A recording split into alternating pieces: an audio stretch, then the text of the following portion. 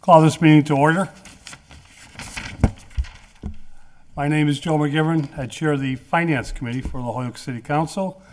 Members present, Councilor Peter Tallman, Councilor to my right, to his right, Councilor Juan Anderson Burgos. We have on Zoom Councilor Jordan and Councilor Puello. Also joining us in the chambers is Councilor Bartley, and on Zoom,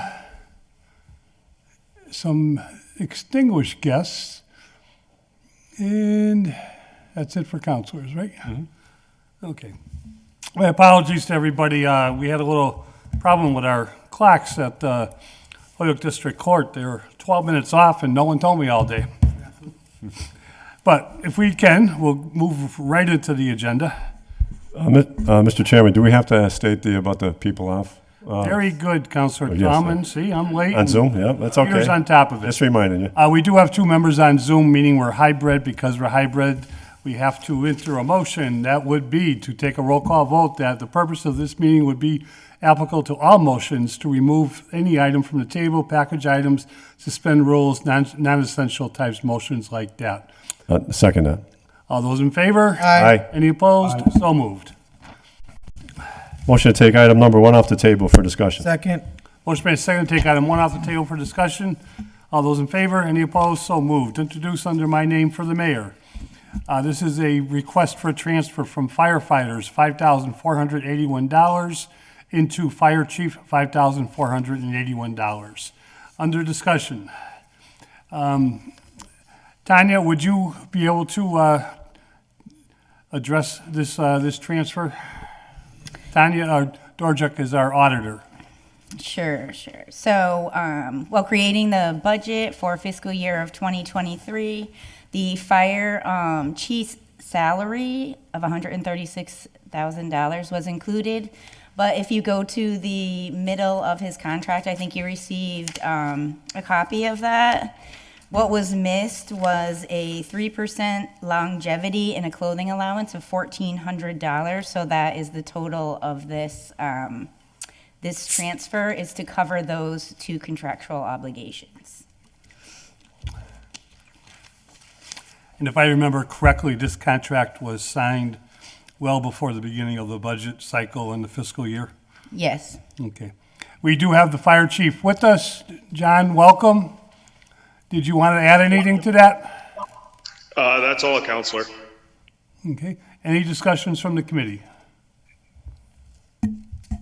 Make a motion to approve the transfer. Second. Motion made second that we approve the transfer. Is there any further discussion? If not, roll call. Councilor Tallman? Yes. Councilor Anderson Burgos? Yes. Councilor Jordan? Yes. Councilor Puello? Yes. Okay, Councilor McGivern, yes. By unanimous vote, we agree with the transfer to honor the contract to the fire chief. Thank you, John. We appreciate you being with us. Thank you, Counselors. Motion to take item number 2 off the table for discussion. Second. Oh, you want to hold on? Do something else?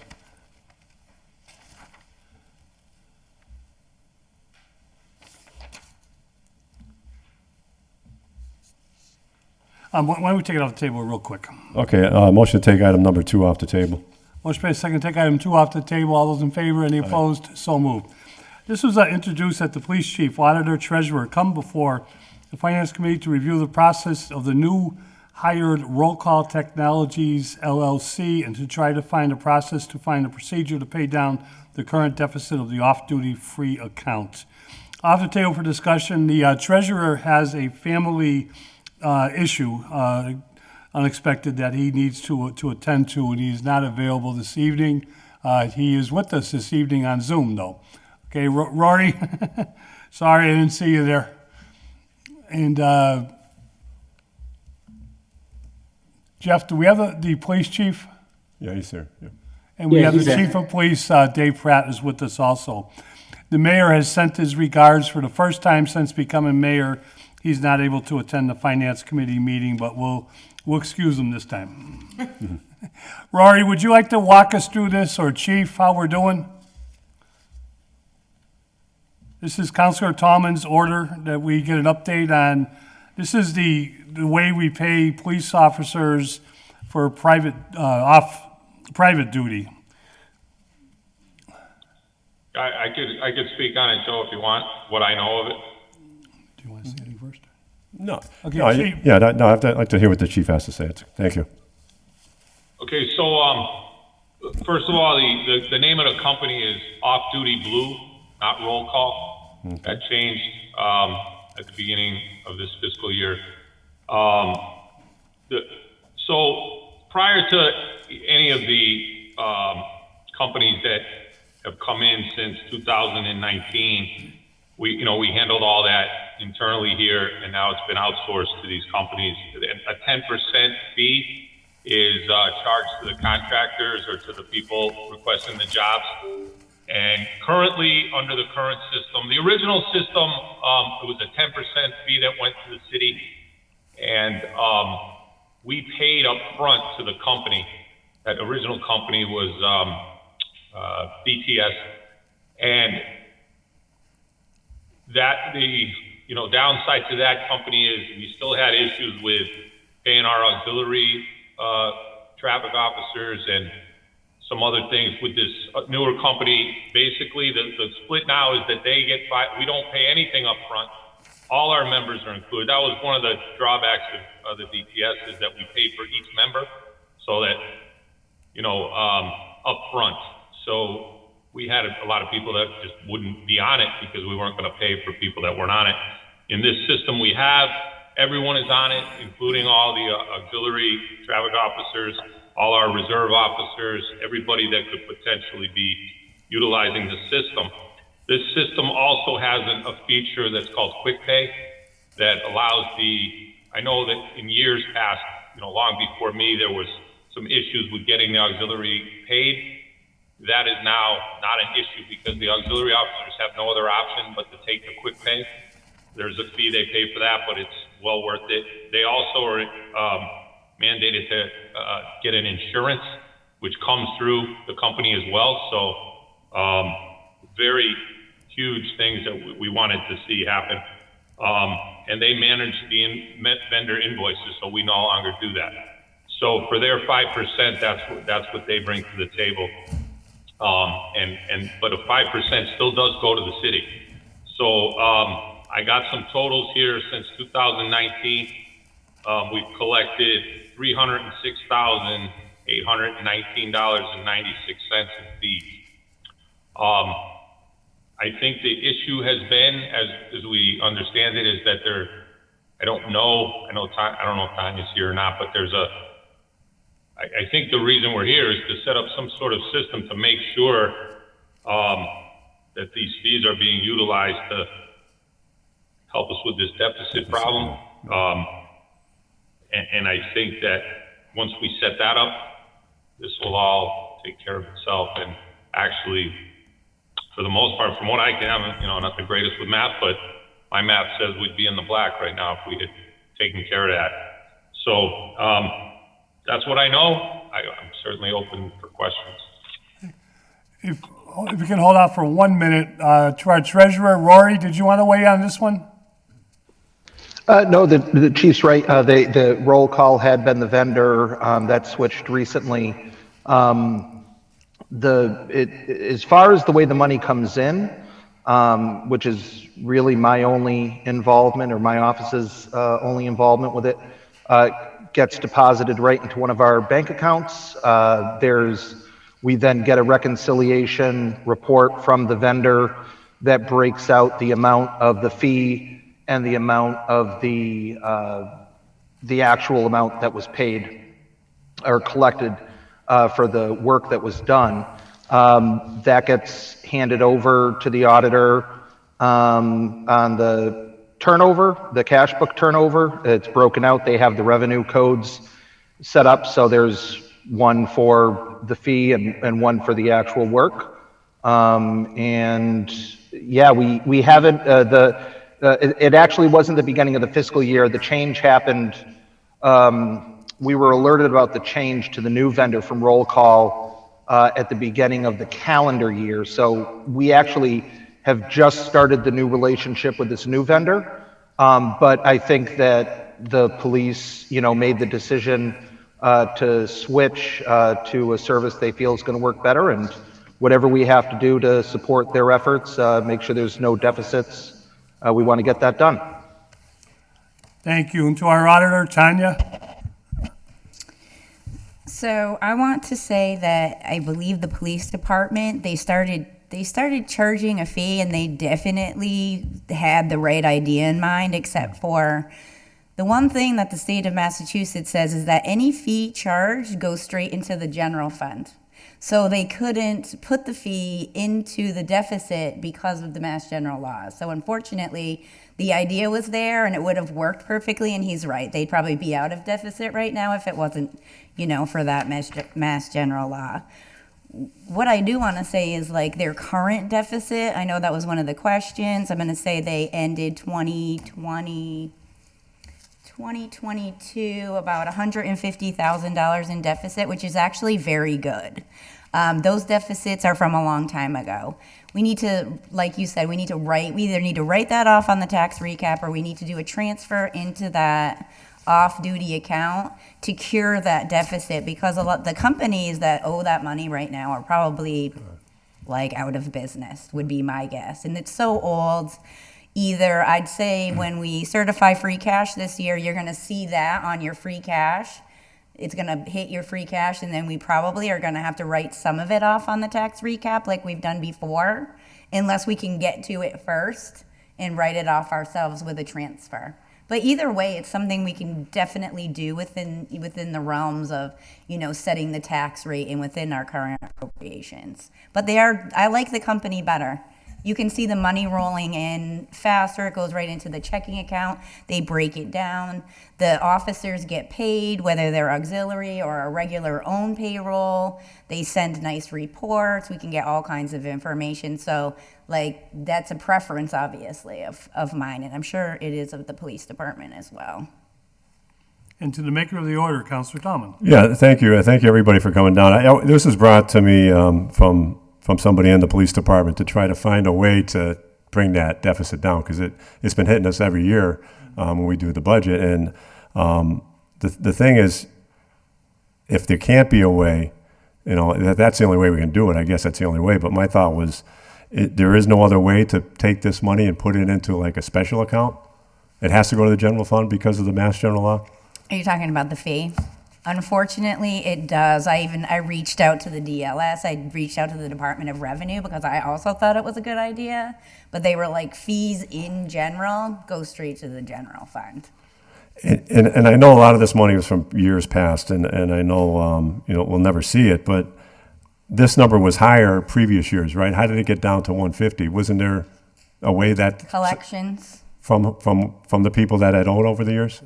Yeah, like if you look at the end of the year, you have to remember that the off-duty payroll is getting charged off to every single pay period, and you still have to have that a certain amount of time to bill it out and get your collection, right? So at the end of the year, you're probably going to have like a month and a half of payrolls that are still hitting that have not been received yet in the payments. So they are doing it faster. The service is doing it faster. We see the money coming in faster. They're doing a good job at collections.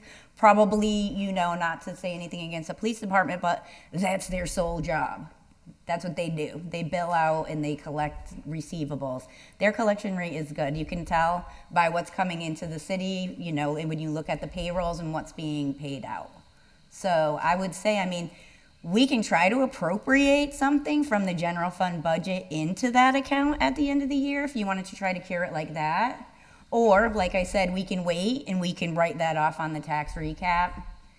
There's a couple of different ways to do it. It's just preference. Because every year it's just going to be there until we do something about it. The old ones, yeah. The old ones, yeah. Yeah. Those They're not going companies away. are gone. They're bankrupt.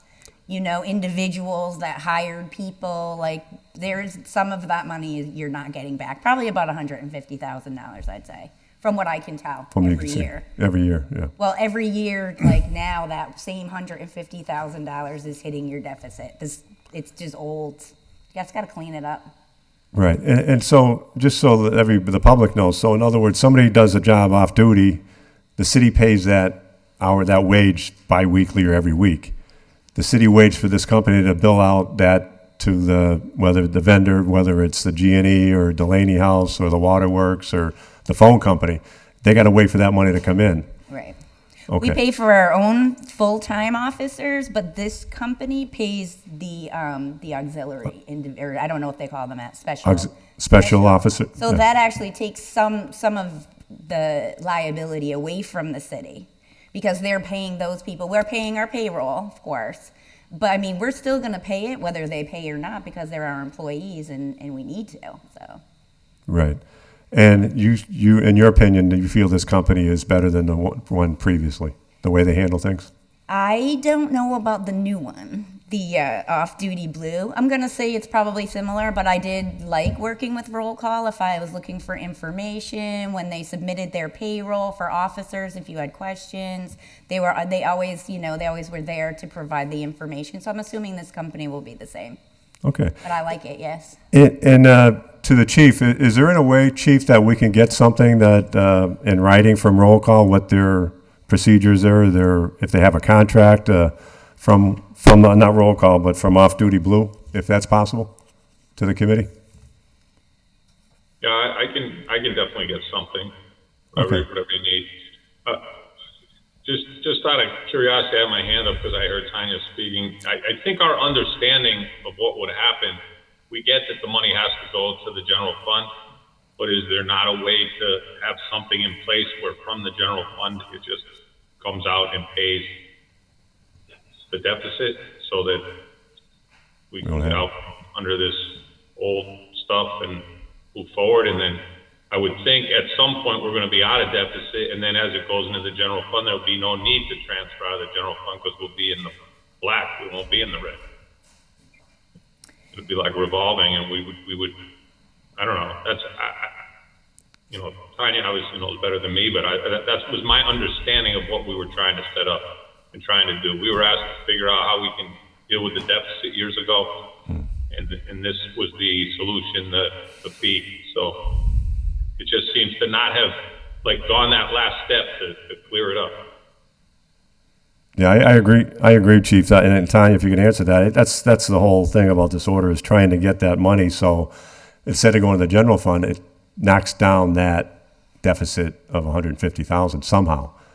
So you can appropriate it, like I said, with a financial transfer. You can appropriate an extra $160,000 into the police general fund budget if you want, and then transfer it over to the fund, or you can just write it off on the tax recap, and that's gonna come straight. That's not even gonna be an appropriation. It's gonna go straight to cure that deficit. Either way, it's coming out of your tax rate, right?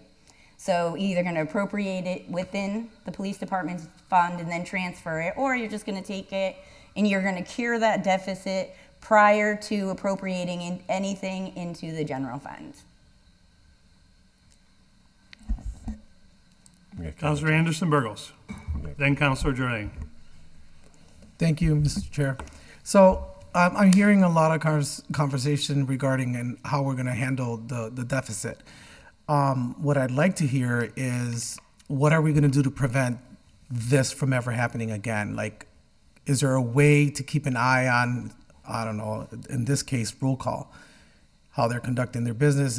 I would just hate for us to be in this predicament again. What are we doing to make sure it doesn't happen? And I don't know who to address that to, whether it's Tanya or Chief Pratt. Maybe the chief. I think they actually are ensuring, by hiring the service, they're ensuring payment, because if they don't pay, if they're not paying RollKall or they're not paying this off-duty blue, they're on the phone, hi, you owe us money, here's a late statement, now you're going to pay a fee. Where, when it was being handled by the police department, they don't necessarily they don't do collections for a living.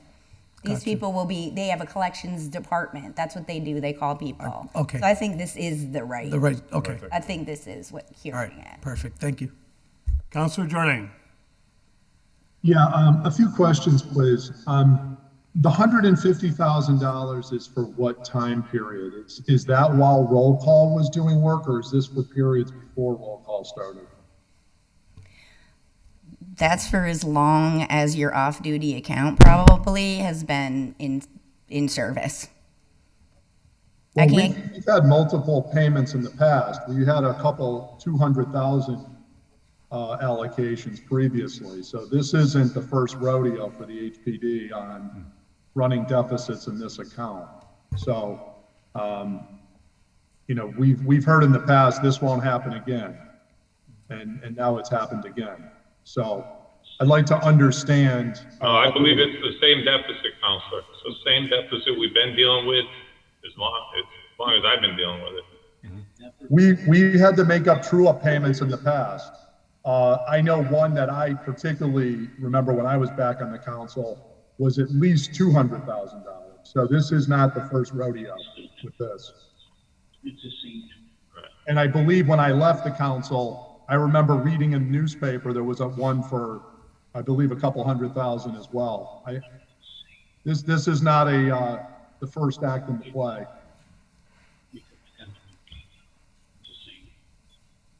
So my point is, this 150 is for what time period, please? Goes back probably 10 years or so, 10, 15 years. can I answer that? Auditor? It's really hard for us to tell exactly what time period it's from because we don't book receivables in this account. So without the receivables, you can't go back and say, oh, okay, $5 is from 2018. All we'd have is the full balance. So to have to break that down, we'd have to do some really serious digging. I don't know who would do that. Probably not roll call because they have like a 99% collection rate. So I do feel if we pay off this, and I'm sure you've heard it before, like you said, but now there's a service handling it. There's a service doing the collections.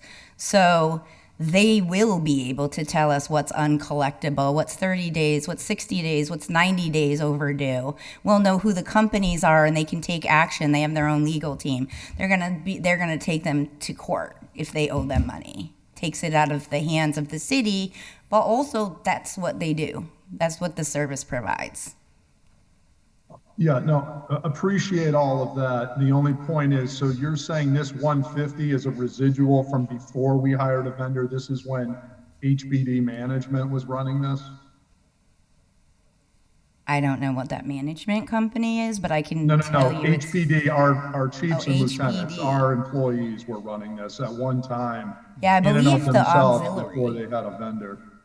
Yes, So that's what the 150, so this is money that we failed to collect, our team. correct. Okay, so I would like to see a printout from somebody that says who these vendors are, how much do each of them owe us, with a note to each of them explaining why the debt was uncollectible. I mean, we need to have that backup. I would never vote to give anybody 10 cents, let alone 150,000, because people that were supposed to collect money didn't. You know, this was all discussed previously. And if this has happened again, which it sure sounds that way. I'll go back in my notes, but I remember myself personally voting on a 200,000. And at the time we were told this would never happen again until it's happened again. So people need to be held accountable when they don't collect what they're supposed to collect. And I'd like to hear if the law department has done no collections on this money, or what's going on, or is the HPD going to find this from somewhere else in their budget to make up for this? But you know, the taxpayers cannot take a hit on this. This is money. All these monies, in my opinion, should be collected in advance of the work. And if we don't know the exact cost of the work to be performed, then we should have a reasonable estimate done, and that should be put in escrow in advance, so we're not chasing people for money. That, I think, would also be good practice too. And I appreciate, so let me ask the other question, which is, since we've had the vendor, we don't have, they're collecting 99%, and we really don't have any in, say, the last couple of years. Outstanding. I don't know about the last couple of years, and I also don't, like I was saying, we don't, all I can tell you is what we're paying out in payroll and what we're receiving in payments, which right now is 99% from roll call. I can look at the payrolls for our regular employees, and I can look at what the receipts are, and I can tell you that everyone is paying their bills. I can't give you the list of like who's outstanding, but I bet that roll call can, and I bet you they can tell you if it's 30 days, 60 days, or 90 days. Okay. If Previous someone to that, I don't think they can, though. Understood. Okay. Maybe if the chief or somebody from roll call could get the chief a report since they started and now this new company, and show how much was billed through them, how much we paid the officers, and what their collection rate. I think that would be helpful for the finance committee to review, to make sure that, you know, since whatever date they started, if it was, you know, January of 2020 or whenever it is that we hired the first vendor, I would like to see the difference since the vendor took over, so that, you know, we can assure taxpayers that their money is not being lost here. All set for now, Kevin? I I'm can, all set. Thank you. oh, I didn't know if you wanted me to answer that. Yeah, that would be Go ahead, helpful, Chief, Chief. yeah. If you could get us the backup. Okay, so I'll get whatever backup I can. I think it's important to stress that our understanding is that this 150 is old stuff, that it was, if it was paid on at one time, it wasn't all paid, and this has been lingering, and this is why we set up these companies with the fee, with the design that the fee was gonna take care of this deficit, which if, from my calculations, what we've collected, the deficit will be gone and we'd be in the plus 150. And those fees are gonna keep coming in, and we're now in a position where we're 99% collect rate. I think this is a matter of, we need to figure out how to get this fee money to pay down that deficit, so that we can get in the black and keep moving forward. And then all that fee money, I would imagine, at some point that goes to the general fund is gonna be just free cash or extra cash, that if it's no longer going to pay deficits, which once we get out from under this one that's been lingering with us for at least since 2020, if not before, we can deal with it and move forward, and then we won't have this problem anymore. Okay, that sounds good. Steve, if you could get a report that says how much, you know, this 150 is what we need to clean this up, and the general fund is receiving 150 or more, then I don't think you'll have any problem getting this. I'm not sure the number. Tanya had the number tonight. I was guesstimating the 150. I don't know exact the number. Tanya had it though. Okay. All set, Kev? All set, thank you. Okay, just a couple things. I agree with Councilor Jordan, but if we can document the deficit, $150,000 is old, and we can then talk about offsetting it, I have no problem with it. And 99% certainly sounds good, but that was for roll call. But my questions, and they might be a little bit different once we get the documentation, are more about the 10% that is collected from each of these vendors. How much 10% money has been received by the city? Okay, so the city gets 5%. 5%, and the vendor gets 5%.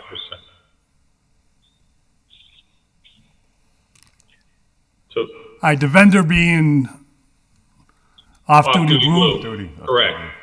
So it's They a get- 10% fee to the person wanting the road job, Yeah. and 5% goes to the city on the fee. The fee is 10%, administrative fee above and beyond what it costs to have the officer. 5% of that goes to off-duty blue or roll call, and 5% goes to the city. And how much is that translate into dollars? Well, what I have that I was able to pull on this end, so right now, July 1st to July 1st of 2022 to February 1st of 2023 is what I had the numbers for, was $40,830.28 that went to the city, just to the city. And that amount of money went to, 85%. and that same amount of money went to the vendor? Correct. Doesn't that sound a little bit high to be a collection agency? I Nice think to me. it's on par with what the number have been over the last couple of years. For all of 22, fiscal year 20, I guess that would have been 21. It was about almost 60,000, 58, almost 59,000. I'm looking at rough numbers here, but the number I had from July 1st of this year till February 1st of 23 was $40,830.28. I mean, That's I 5% that went to the city. the good news is, it's not coming from the taxpayer's pocket as far as what the vendor gets, but the way I see it is the minute payroll is issued, the deficit starts. The minute we put a private duty amount into a police officer's paycheck for what they did on private duty becomes a deficit to the city until the amount is collected. I mean, it's fairly simple. Taxpayers should not be paying an off-duty police officer to provide traffic or whatever duties that they're providing, to a vendor without immediate reconciliation from that vendor. So the deficit now, if I get the police department couldn't manage that, and I understand that, and I get having off-duty blue and formerly RollKall, I understand all that. And if if the vendors are happy with paying these two collection companies or that current collection company that amount of money, that's fine. But the deficit needs to be current. Who is reconciling payroll versus what is being collected by off-duty blue? Is it the auditor or is it the police department? It's not the auditor. Who's checking off that, the amount of money collected from the vendor is going to off-duty blue and the amount of money going into the city's general fund being collected is being used to make sure there's no deficit and offset the payroll? Anybody? I would say the auditor and off-duty blue would have those. Well, That's where we got them from. off-duty blue is hired by the city, so someone's got to be watching off-duty blue. This to me needs a lot more work. I thought, some of these numbers look great, and I'm sure they are, Chief, but we're not there. We're unless somebody is connecting the dots here, we are not there because we don't really know if we're collecting the exact amount of money that was given out in payroll, to our off-duty police officers. Counselor? Treasurer Rory Casey. I was just going to say that, I don't have the exact answer to your question. It would be easy enough for us to get that answer if it's a request, or, we can follow up in an email or at a future meeting, because when those reports come in that I referenced, that we use to make sure that the right dollar amount is going into the right revenue fund on the cash book side, it is actually broken down very granularly to the date, the officer, the total number of hours, a job number. So it would be very easy for us to get you the information that you're looking for. We just would need to, put it in a report for the committee. Rory, that's exactly what I'm looking for, but what I'm really looking for is to know someone is doing that on a regular basis, not just because I'm asking. Yeah, no, of course. And do you have the staff to handle that? Yes, we'll get this off to you. I think that it should be pretty simple, and having seen the way this had been done many years ago versus now, I can say it's worlds apart. Where we're Progress at is now. good. Yeah, Progress is good, but let's get to the finish line. Yep. You want to table it for one more minute? Yeah, I thank everybody for coming down, and it's a great start to the discussion, and my main thought was to try to get this money, this deficit down, and getting the money somehow where it doesn't go into the general fund, but actually gets in somewhere where we could bring this 150 down. But I think we get those reports from the mayor, from the treasurer, to find out, the money that is actually coming in, and that we should table this for a future meeting, and I'd really appreciate that. Can I just add one thing? Councilor Bartley had his hand yeah, up, and if I could, Councilor Bartley. Thanks, Mr. Chair. I just want to add one or two things. One is when we're asking questions, normally one of the city employees should say they can point to a procedure to get this done. I haven't heard any of the city employees here on this Zoom call or in chambers say, this is our city procedure relative to this. I haven't heard those words said. So it begs the question, is there a procedure? So I think that's something that this committee should be asking for, and or the city employees should provide it. It shouldn't be city councilors part-time doing the best we can, not here every day of the week, trying to figure this stuff out. It only lands on our desk when there's a problem. Just as everybody here knows about all the 3840 grant cost centers that we had to pay off, that were all paid off mainly through ARPA funds. So let us not forget that. The over $1 million of grant funds that we overspent through various departments, including the one at hand, they paid back by ARPA. So, and now we're dealing with this again. What's the procedure if you don't have one to various department heads? Let's start putting it together. And this shouldn't be a shocker to anybody. This should be pro forma, but it's not done. You heard one councilor say, well, we don't want to have this done again. Don't want to see it again. Well, it's going to happen again because you don't have a procedure. You don't have a policy. You can't point to anything because nobody's saying it. So that's number one. Number two is when you go on their website, Mr. Chair, for the vendor, boy, they make it sound like at a press of a key, they can produce any report you want in a timely fashion. They make it sound like it's going to happen yesterday. So let's see if their rhetoric is as good as they say. So those are my two comments. Thank you. Thank you. Rory, is your hand just still up, or did you have something else? Nope, sorry. No problem. Motion has been made and seconded to table. Roll call. Councilor Tallman? Yes. Councilor Anderson Burgos? Yes. Councilor Jordan? Yes. Councilor Plello? Yes. Councilor McGivern, yes. The motion to table passes, and we'll wait for So I those have my reports. hand up.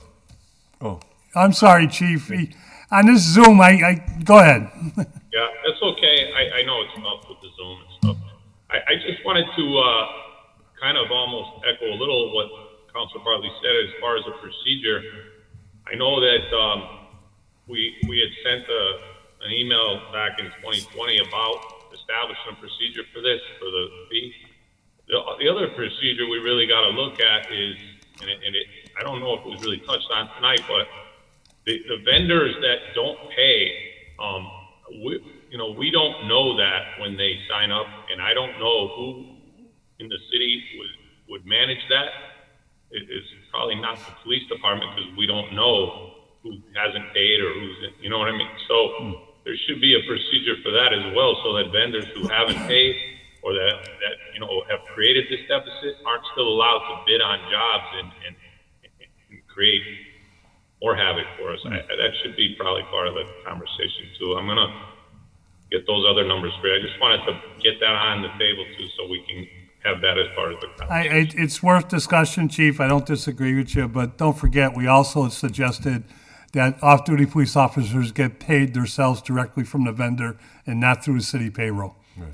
So this is to benefit, this whole purpose of this exercise is so that our off-duty police officers can work part-time jobs, make some extra money, and we're all happy, but not when the taxpayers are footing the deficit, and that needs to change 100%. Yeah, I think the fee can take care of that for sure. It sounds like it. Good, there's good progress here, I understand. You know, the original conversation, Councilor Jordan pointed out, we weren't even close to this. The progress is there, let's just make it to the finish line. As they say, Rome wasn't built in a day, right? That's right. You got it. We're getting there. We're You getting got there. it. Thanks, Thank Chief. you. Thank you. Item 3. Motion to take item number 3 off the table? Motion and a second, take item 3 off the table. All those in favor, any opposed?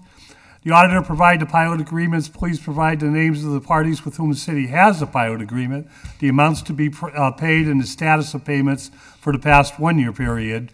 Whether payments are current, please submit to the city council. This goes back into, as we all know, a couple of January. It actually goes, this order goes back to December. We've had 2 meetings. It's Councilor Bartley's order. David's been with us at one meeting, had to leave a couple times for family stuff.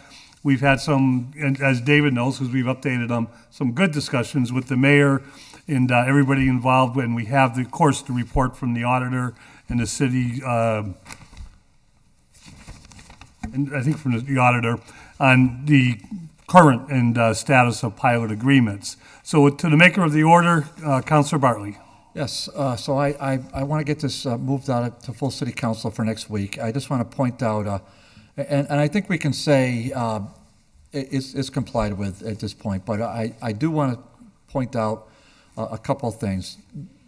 My order really asked for something pretty straightforward, and when you see what's put together in your packet, it almost appears as though what my order caused was a mini fire drill. So it took us a moment or two to get this information. It was cobbled together as best we can, but I'm going to walk through it just for a little bit, and I'm going to suggest to you that it's still not complete.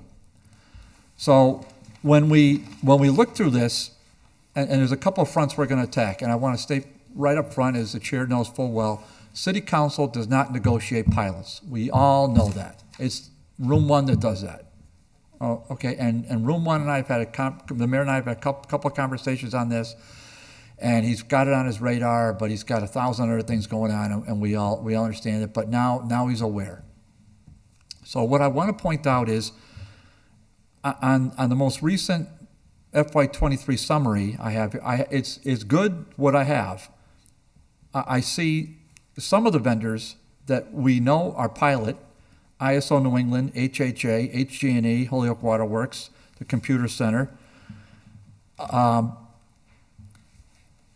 don't see Jackson Solar. I don't see Mount Tom Solar. I don't see SHR. I don't see the Commonwealth of Massachusetts with the state forest. I don't see U.S. Fish and Wildlife.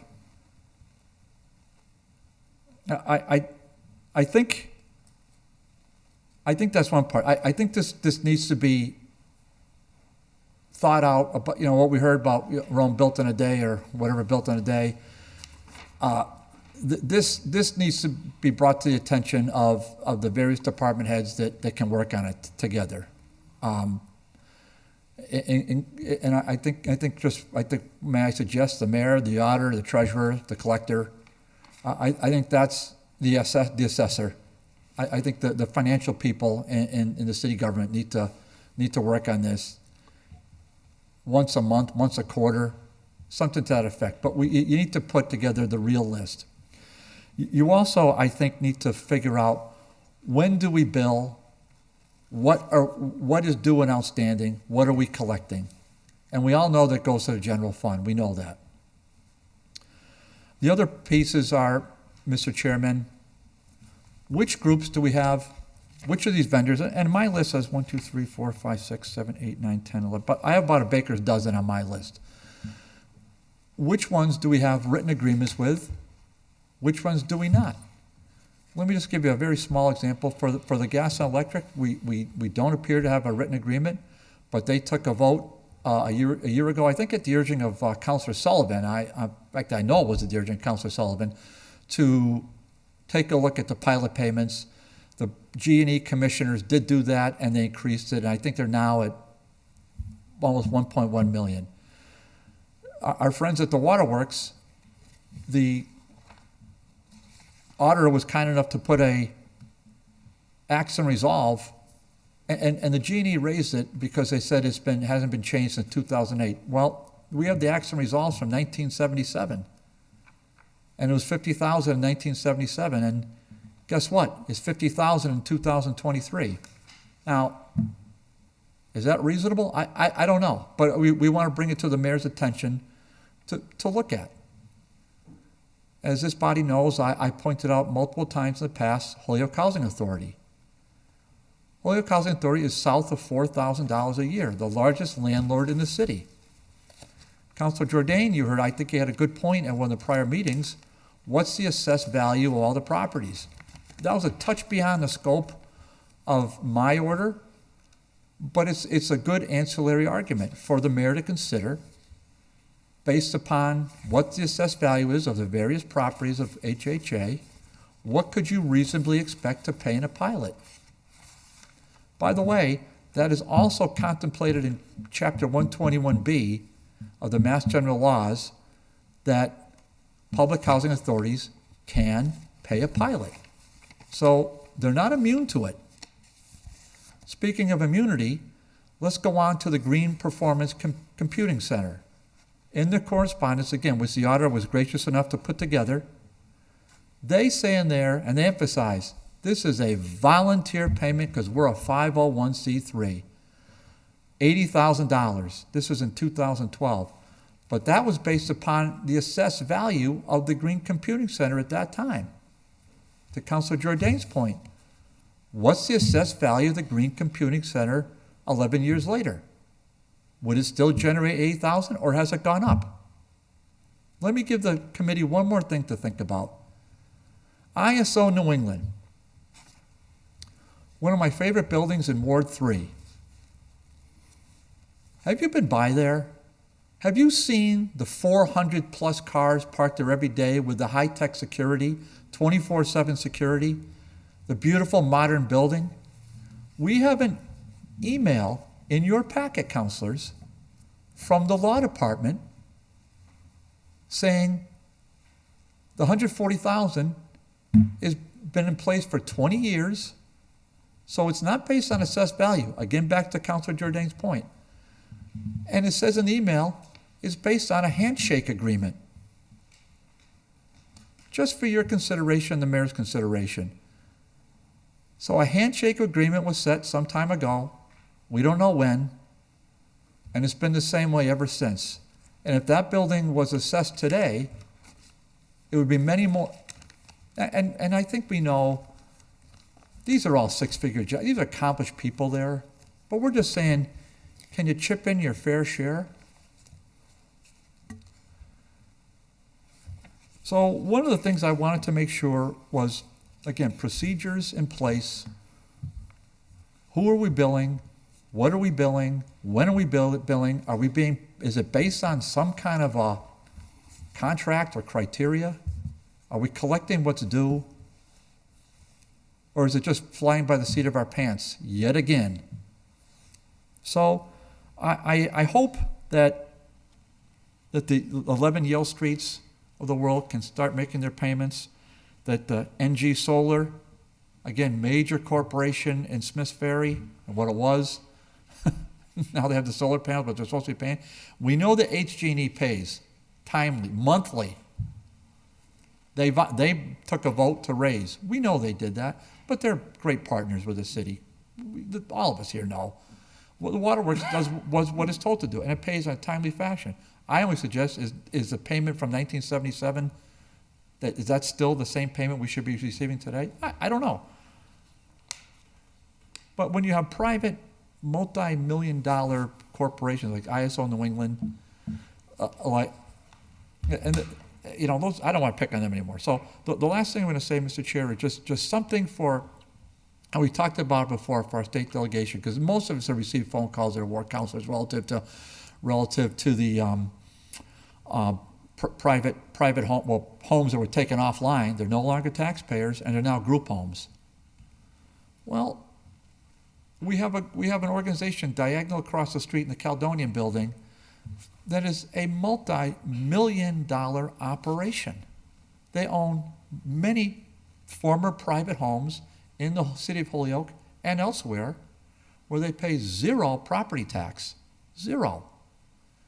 But calls for service to HFD and HPD go on and on. 3 months ago, one in Ward 3 had not one but 5 cruisers situated proximate to the house for 2 hours. Now, there's a cost to the public for that, but there's no appetite to pay anything. Shut up, they can say, we're a 501c3. You ought to be happy we're here. We are happy you're here. Just start chipping in for your fair share. You ought to at least consider that. So that was the point of this order. Mr. Chair, I know that the chair will do a great job summarizing this at City Council. This is to be continued because there's no way we're going to get, I mean, we could have this in committee for now until, but I think the 4 department heads that I mentioned earlier need to come together to really think about this issue and then come back to City Council, I hope, on a regular basis. Councilors, this is how we're doing with our pilot payments.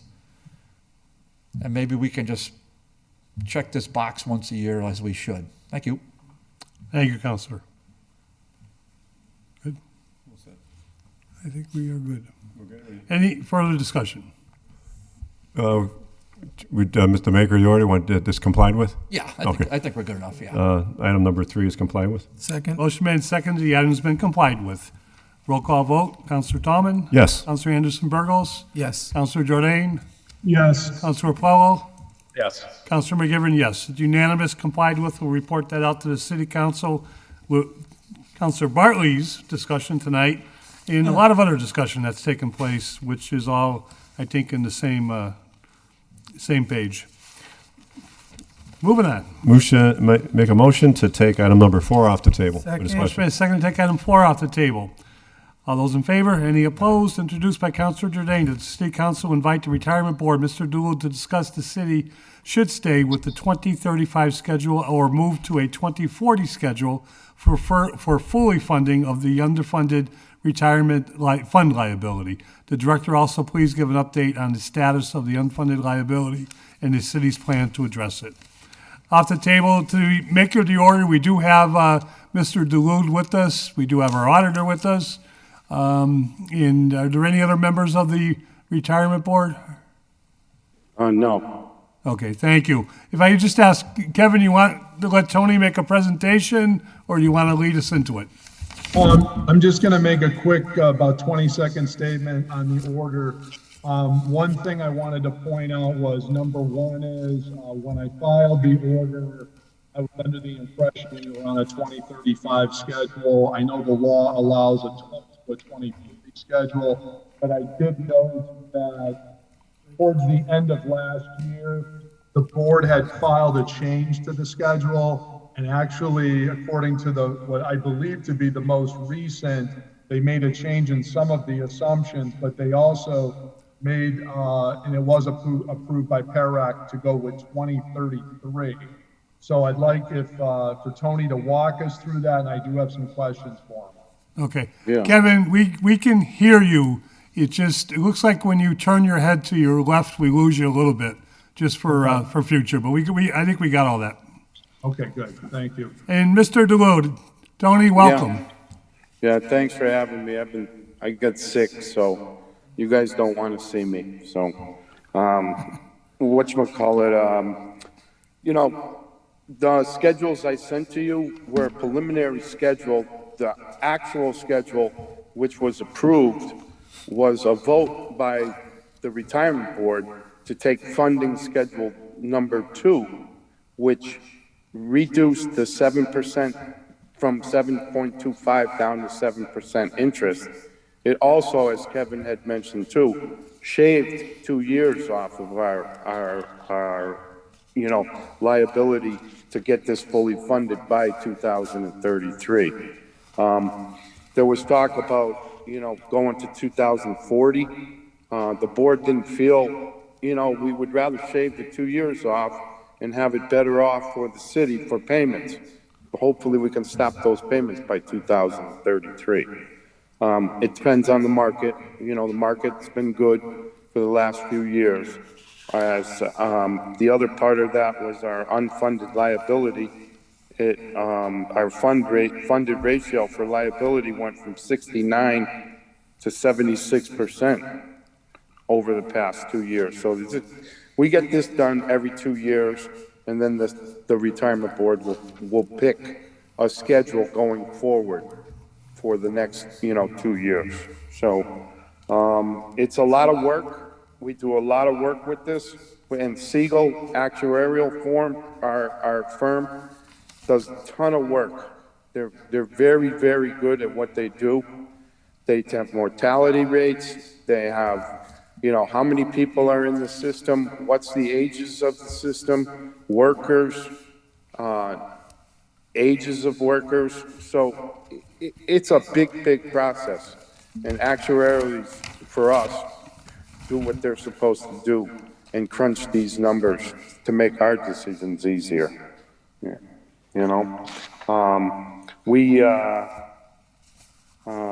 During the year ending 2020 and December 21, the market value rate was 14.49 and 14.53 respectively.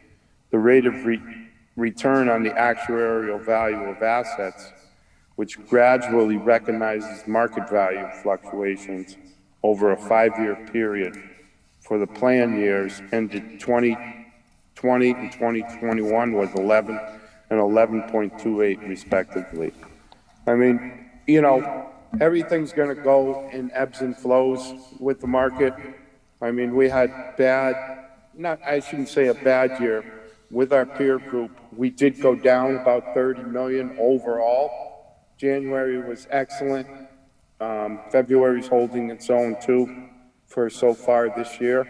And, we expect to, take the hits, but that's why our market, our diversification in market helps us get through the rough times also. So, I mean, it's pretty basic. It's pretty straightforward for us.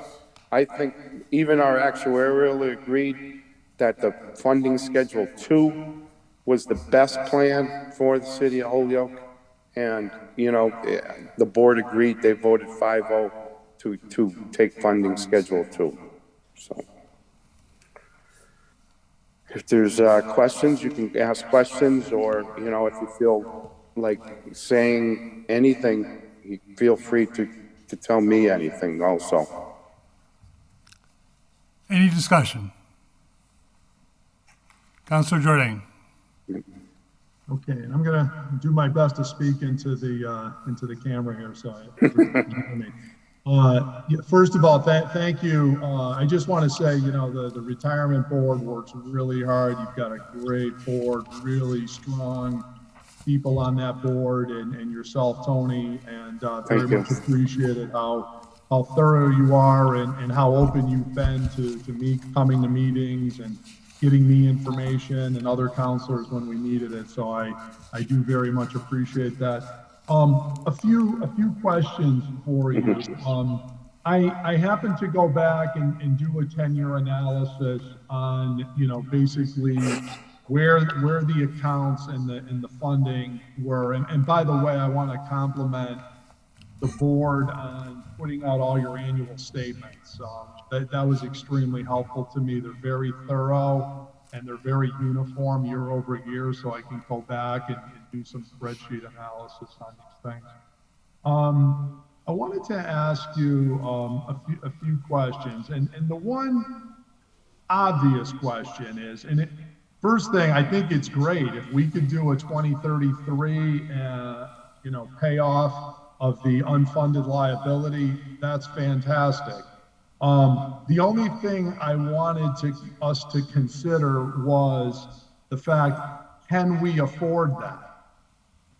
So just so everyone understands that's listening is that we're currently, now I'm talking about the city side, I'm not mentioning the other departments, i.e. the gas and electric and the water department and the housing authority and others, but you know, the city side is about roughly 2/3 of the total annual bill to the retirement board.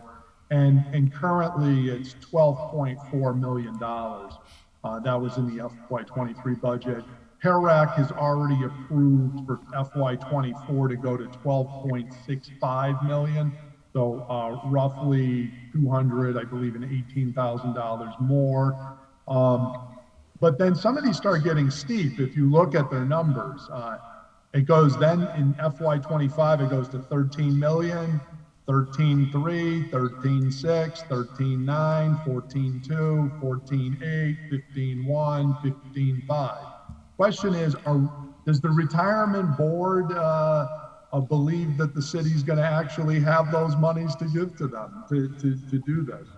Because this, of course, presupposes this beautifully hockey stick increasing of the tax levy in order to give you all this additional money. So what's the retirement board's vision for the city in terms of us having the capacity to pay these additional sums?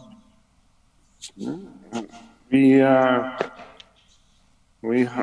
hoping that the state works with us, you know, with the city.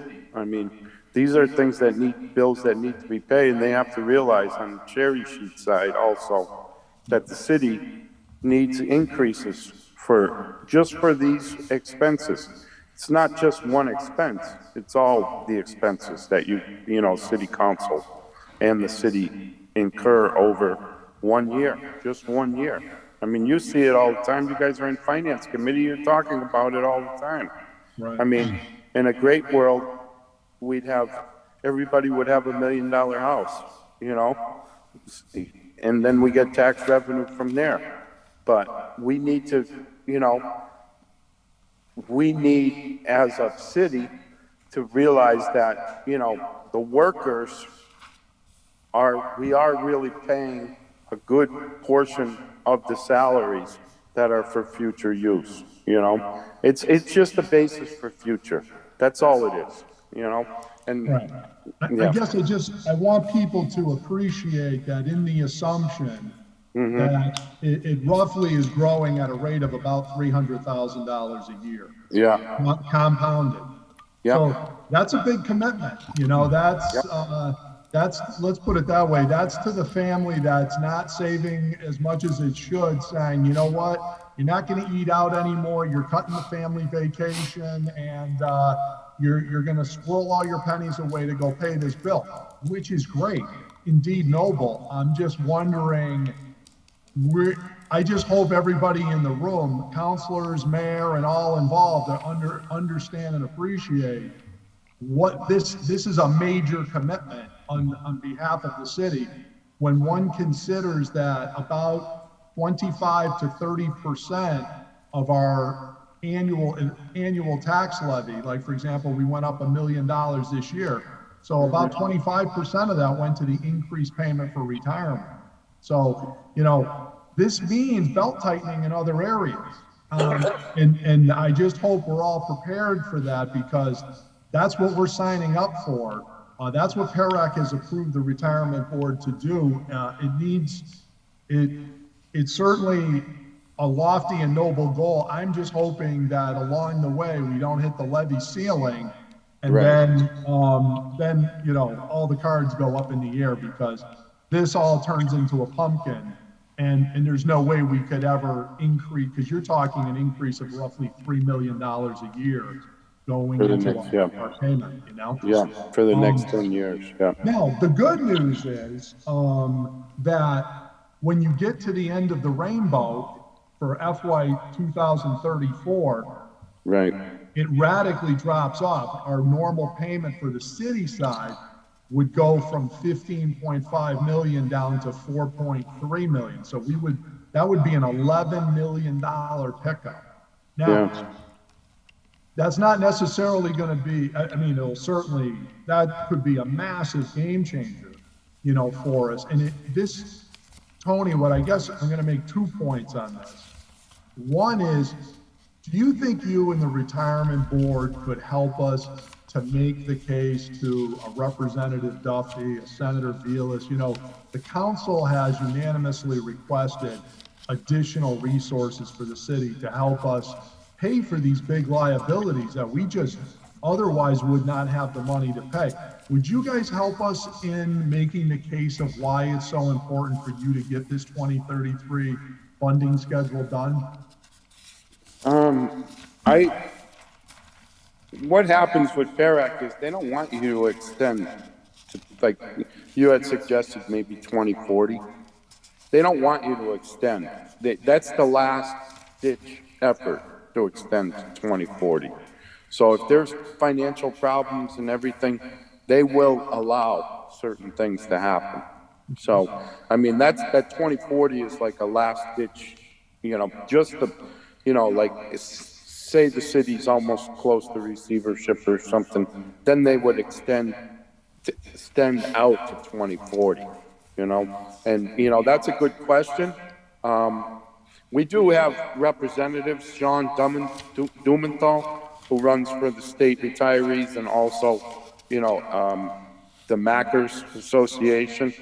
These guys are always on the top level for, you know, GIC, for pension plans and everything. So any legislation that we need to get represented goes through them. It's also like any association, like the Assessors Association had one. I'm sure the treasurers and collectors always have ones that push for legislation. If there's any suggestions, you can email me, Kevin, no problem, and we can get it to our legislative aid through Macris.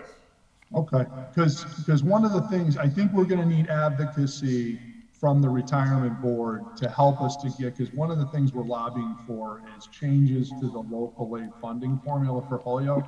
It Right. just says that the current property tax system fundamentally is flawed for gateway cities like Holyoke, and it just Right. doesn't provide us the resources we need. And we have these big bills like we owe to the retirement board, and you guys have received permission from PERAC to go forward with the schedule. I'm just concerned as I look over the next set of years here, do we have the money? Like, you guys signed us up for that schedule, and you have a fiduciary duty to say this is in the best interest of the city to do that, and I applaud you for doing that. But we, city council and mayor, need to come up with the money to actually give you to pay the bill. Right. And the question is, do we have it? And I'm concerned we don't, because I don't see anything on the horizon with any degree of certainty that says to me, we can afford an extra 1 million, 2 million, 3 million extra a year in payments when I'm looking at a levy that's struggling, and I'm looking at a citizen base that feels overtaxed. I'm sure others here hear it. And of course, anything happens in the residential sector, we already know what's happened to the mall and the Mountown Power Plant, and you know that well as our professor. So the dynamics are really against us, but what we really need is some advocacy to say, communities like Holyoke have these huge bills, and and we need this help. I've put the number at 4 million, I think, is what would really make a big difference for us per year to make these type of investments. Now, one thing I will say is, and I was going to ask your opinion on it, it really is a separate order for the future, but I would like you to think about it. Would it be wiser also for us to consider beginning to make payments on our OPEB obligations too? Or is it, because if we do this 100% and say we don't go with 2040, should we be also putting some money aside, instead of going so aggressive on the retirement obligation? Should we maybe go with a longer schedule, but begin to put money away for OPEB as well? Because That's a $225 million bill that's staring at us. And my concern is that if we don't make any dent into that, because we're giving all this extra to the retirement board for, to pay the pension obligation, and we wait 12 more years, does that bill only get bigger? And now the good news is we'd have a big drop off where we would have an extra, 10, 11 million a year to start throwing at that. But at that would mean if we gave an extra, say we took all of the savings in 2034 from this schedule, it would take us though 20 to 25 years minimum to pay off the OPEB obligation. I mean, currently there's no requirement to pay anything. Let me get some, can I get you some information on that? Yeah. Send you an email on that? Yeah, I'd like you to just give that some thought, how we begin to put, because I know we've been lagging behind on that. And that's one of them, lingering bills that just keeps on adding up or whatever. But let me get the information on that. I can email you that and the finance board and let them know about that. So I appreciate that. Yeah, because I definitely think we need to start making some contributions. I would point out Holyoke is one of only 20 communities in Massachusetts out of 351 that hasn't made even $1. Yeah. Most communities are way underfunded. So, yeah, most people have only a very small, but at least they've done something. We haven't done anything. And so I'd like to get us off the do nothing list and begin to at least putting something towards it. I wanted to ask you, Tony, if I might have just a few questions about some of the financial performance that we've seen. Now, obviously, 2022 was a tough year. Unfortunately, if I was a betting person, which I'm really not, I would estimate that 2023 will not be a great year for the stock market. It certainly doesn't feel like it's going in that direction based on what we're hearing and the Fed increasing interest rates to stamp down inflation. But I did want to point out, and I'll probably end up sitting with you to go through some of these numbers, but one of the things that was said in the most recent Siegel report, and it was a very good one for the period ending for 2022, it said that they were averaging 8.7% overall for the last 10 years. And I was going through the numbers, and I'll have to, sit with you to see how they're calculating that, because they said 8.8% on their 10-year overall. Right. But if you look at how much money we have in the bank compared to 10 years ago, it's not year over year 8.8% more. In fact, I had it at about 6.3%. So I don't know if there's, because the fund balance on December 31st of 2013 was $222 million. And as of the end of this year, it was a little over $360 million. If you run the table on that, I don't think that comes out to 8.7 or 8.8%. So I think they're just going overall for the last 10 years. So you have to take the pluses with the minuses. So for each year, so say that you had 1 year that was 3%, another year that was a +3%, and then you take the minuses and you average the minuses and the pluses. So that's where you're going to come out about the 8%. So okay, well, I'll connect with you to go over it. But I was just saying, if you took the type of return you would need to go from $222 million to $362 million over 10 years, I don't think that's an average annual return of 8.7%. So there's something's not connecting on my calculation. Well, we've had 20% some years. We've had, No, I appreciate that. But what I'm saying is, if it was up 20 and down 30 and down up 20, and I know this stuff seesaws back with the stock market.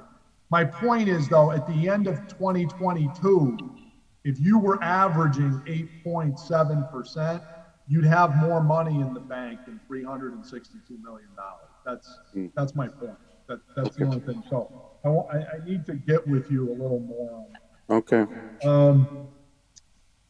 Couple other questions I wanted to ask you is I was reading the investment income statement, and there was a question about on the investment income. It says it calculates what the total net investment income. So for example, for 2021, it was $57 million. And then it said total income required. What of 3.8 million? Do you know what that is? Total income required. What do they mean by that term? I think that's all the investment income based on each. So I think I'm not positive, but I think it's like, so say one firm each month gives us 20,000 for income. Okay, it's an accounting procedure for each firm. Some of them use it, some of them don't. So one accounting firm will have, $10,000 each month for income. So at the end of the year, it's 120. Well, another company might not use any income as part of their accounting procedure. They'll just use it as unrealized value, gain or loss, realized rate, gain or loss. So most of the stock ones are going to have just unrealized gain or loss. So about half of our portfolio is just based on unrealized gain or loss just for each month.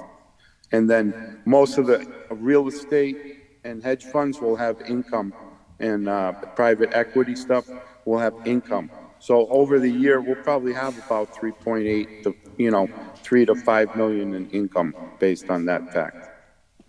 Okay. All right, great. Well, I think we have a good opportunity to begin to, and again, I appreciate everything the retirement board's doing for us. You guys work really hard. You're really smart people, and I appreciate it. I think you, Siegel, I agree. They're very competent. Top notch. Yeah, they really are, and they're kind of the industry standard. So I'm glad to see that we use them. So, anyways, appreciate everything you guys do. I wanted to have that discussion. I wanted to I just want to raise awareness that we have this funding schedule.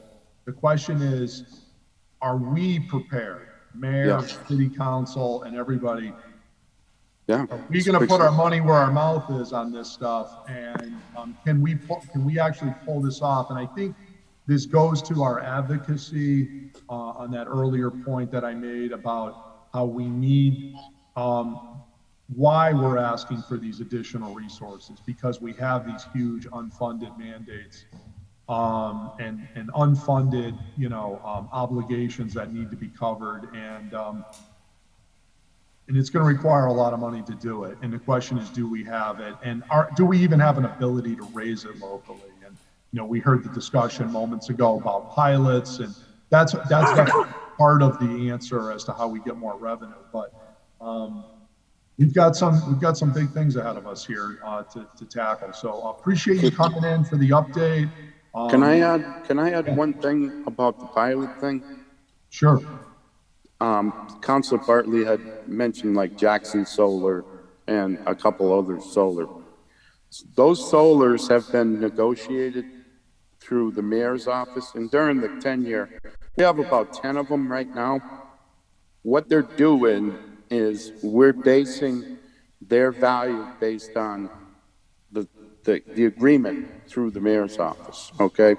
And what they get billed at, they get billed directly from the city. So there's no problems with, collection or, billing out or whatever, but they're based solely on, wattage and,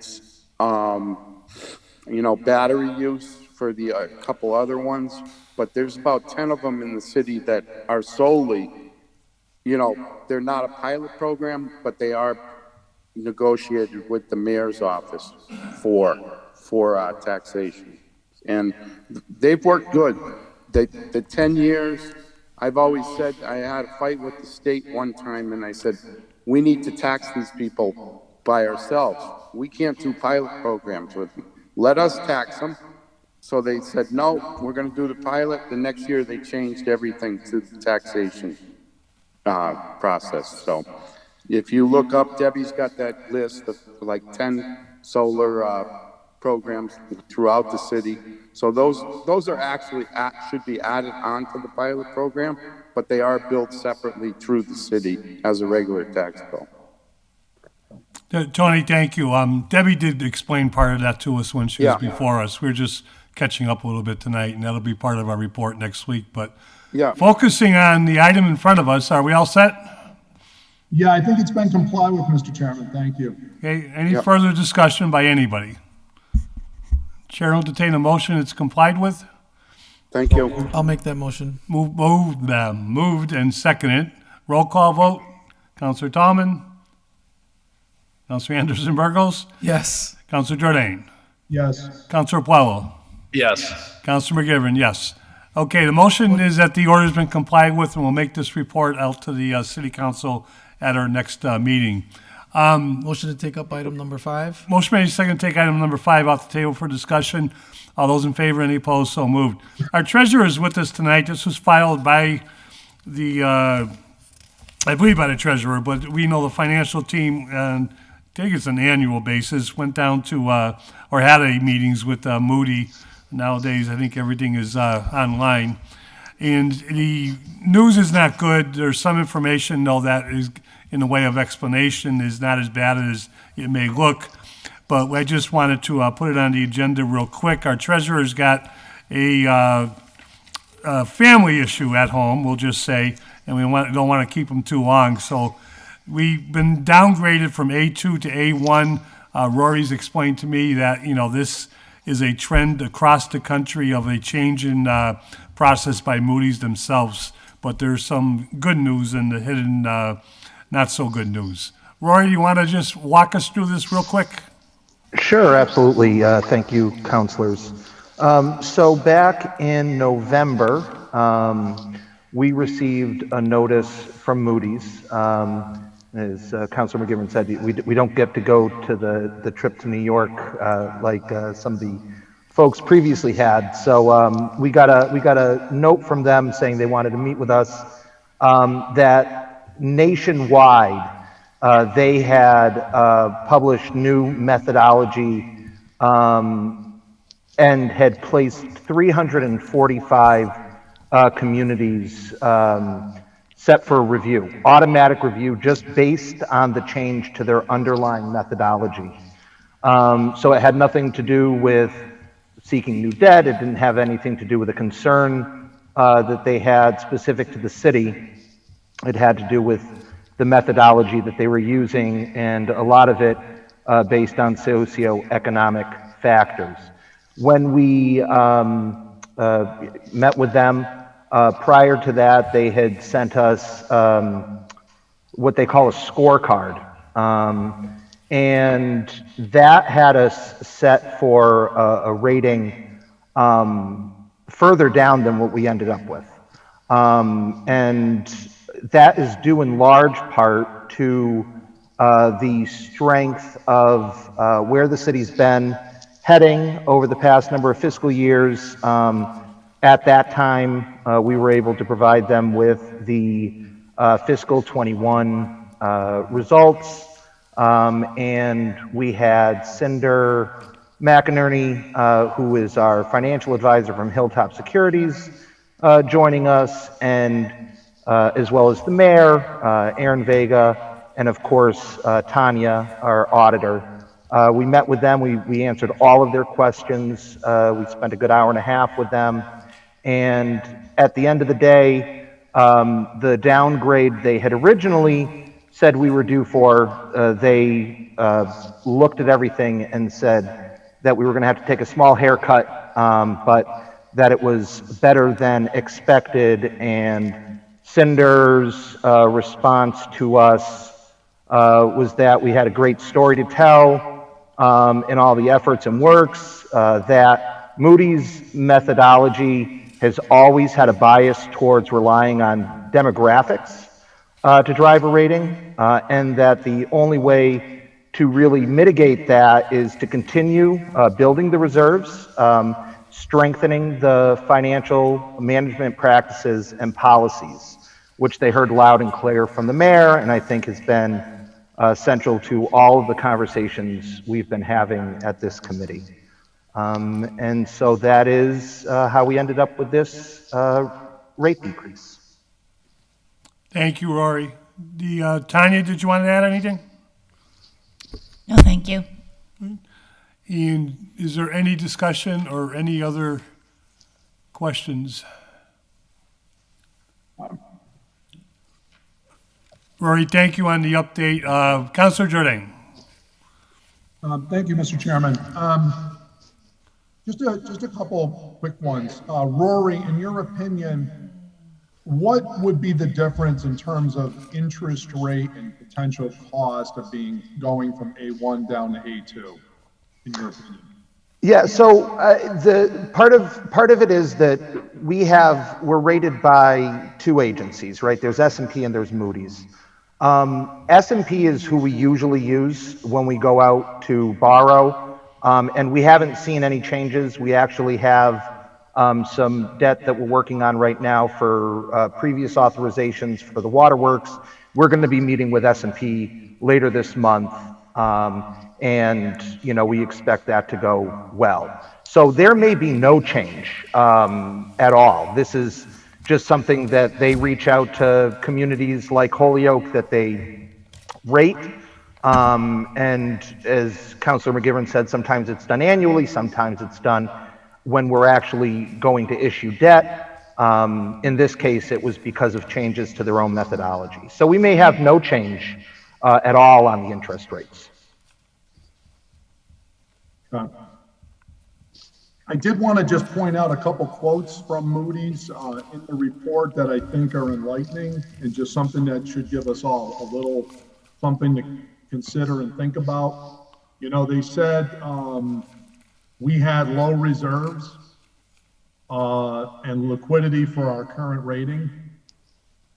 They said that we had high capital asset depreciation. I want to just point out on that, people may not be aware, but for the amount of indebtedness that the city has, in one respect, compared to other communities our size, we have very low debt.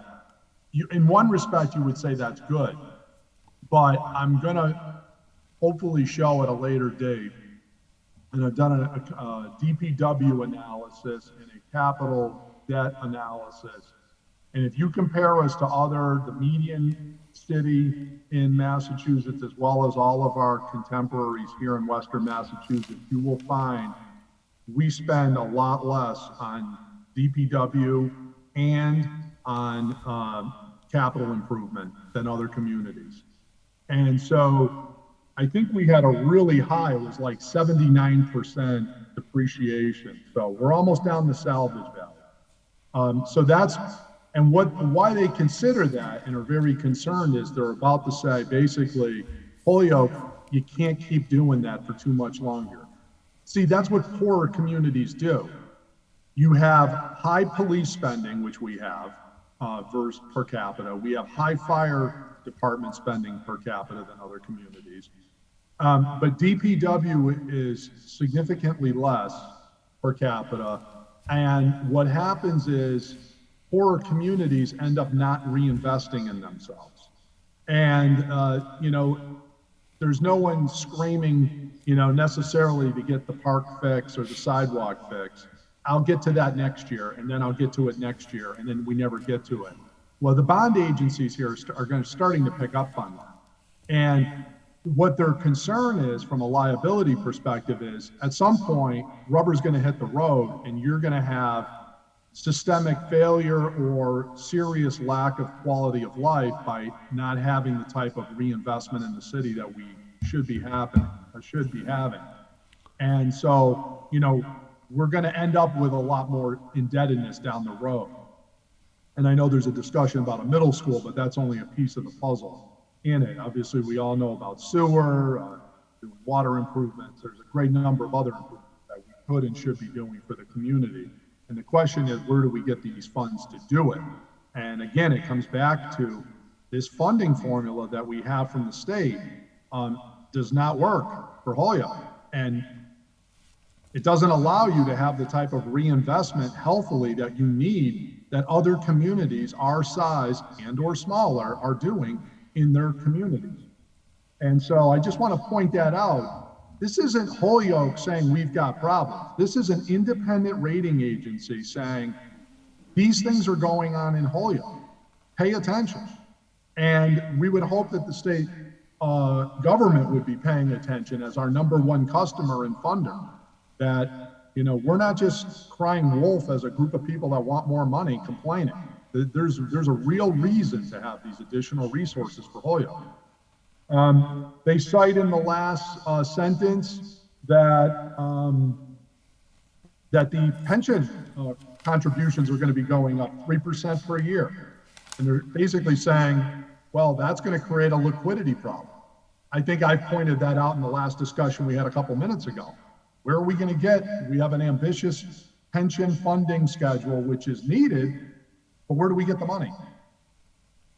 So there's some real interesting points that they make in here. None of them really shocking to me, but my concern is if we don't address these things and have a real plan. And I like the mayor's plan. I know he's working with me and others on ordinance to codify these financial controls and management programs into ordinance once he decides and HR decides what they're doing with a lot of these things.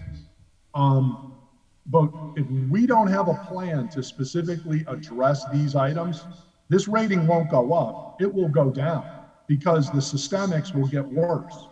And so we should take this as really a canary in the coal mine to begin to really comprehensively address these things. And certainly look forward to working with you, Rory, on this, the other finance committee members and the mayor, and us developing, answers to these systemics so that we can really move this community forward so it can be a success for generations to come. Thank you for your time.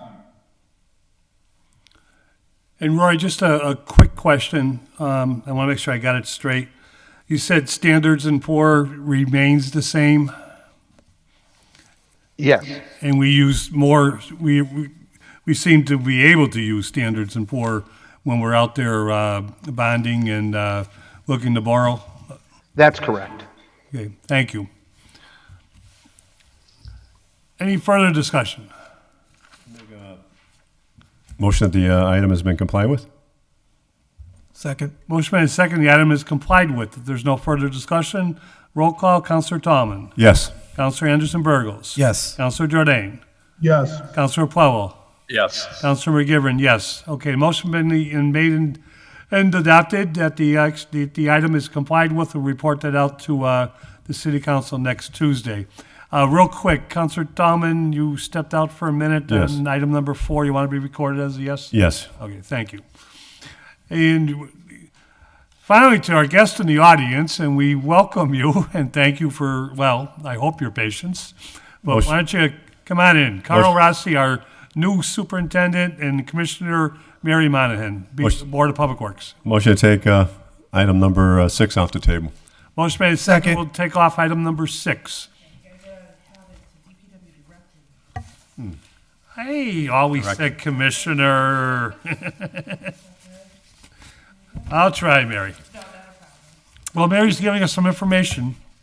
The item 6 is introduced under Councilor Bartley and myself, that the DPW superintendent and the BPW chair come before the City Council Finance Committee for a friendly discussion regarding the city's current waste management, including recycling fees, dumping fees, amount of trash dumped,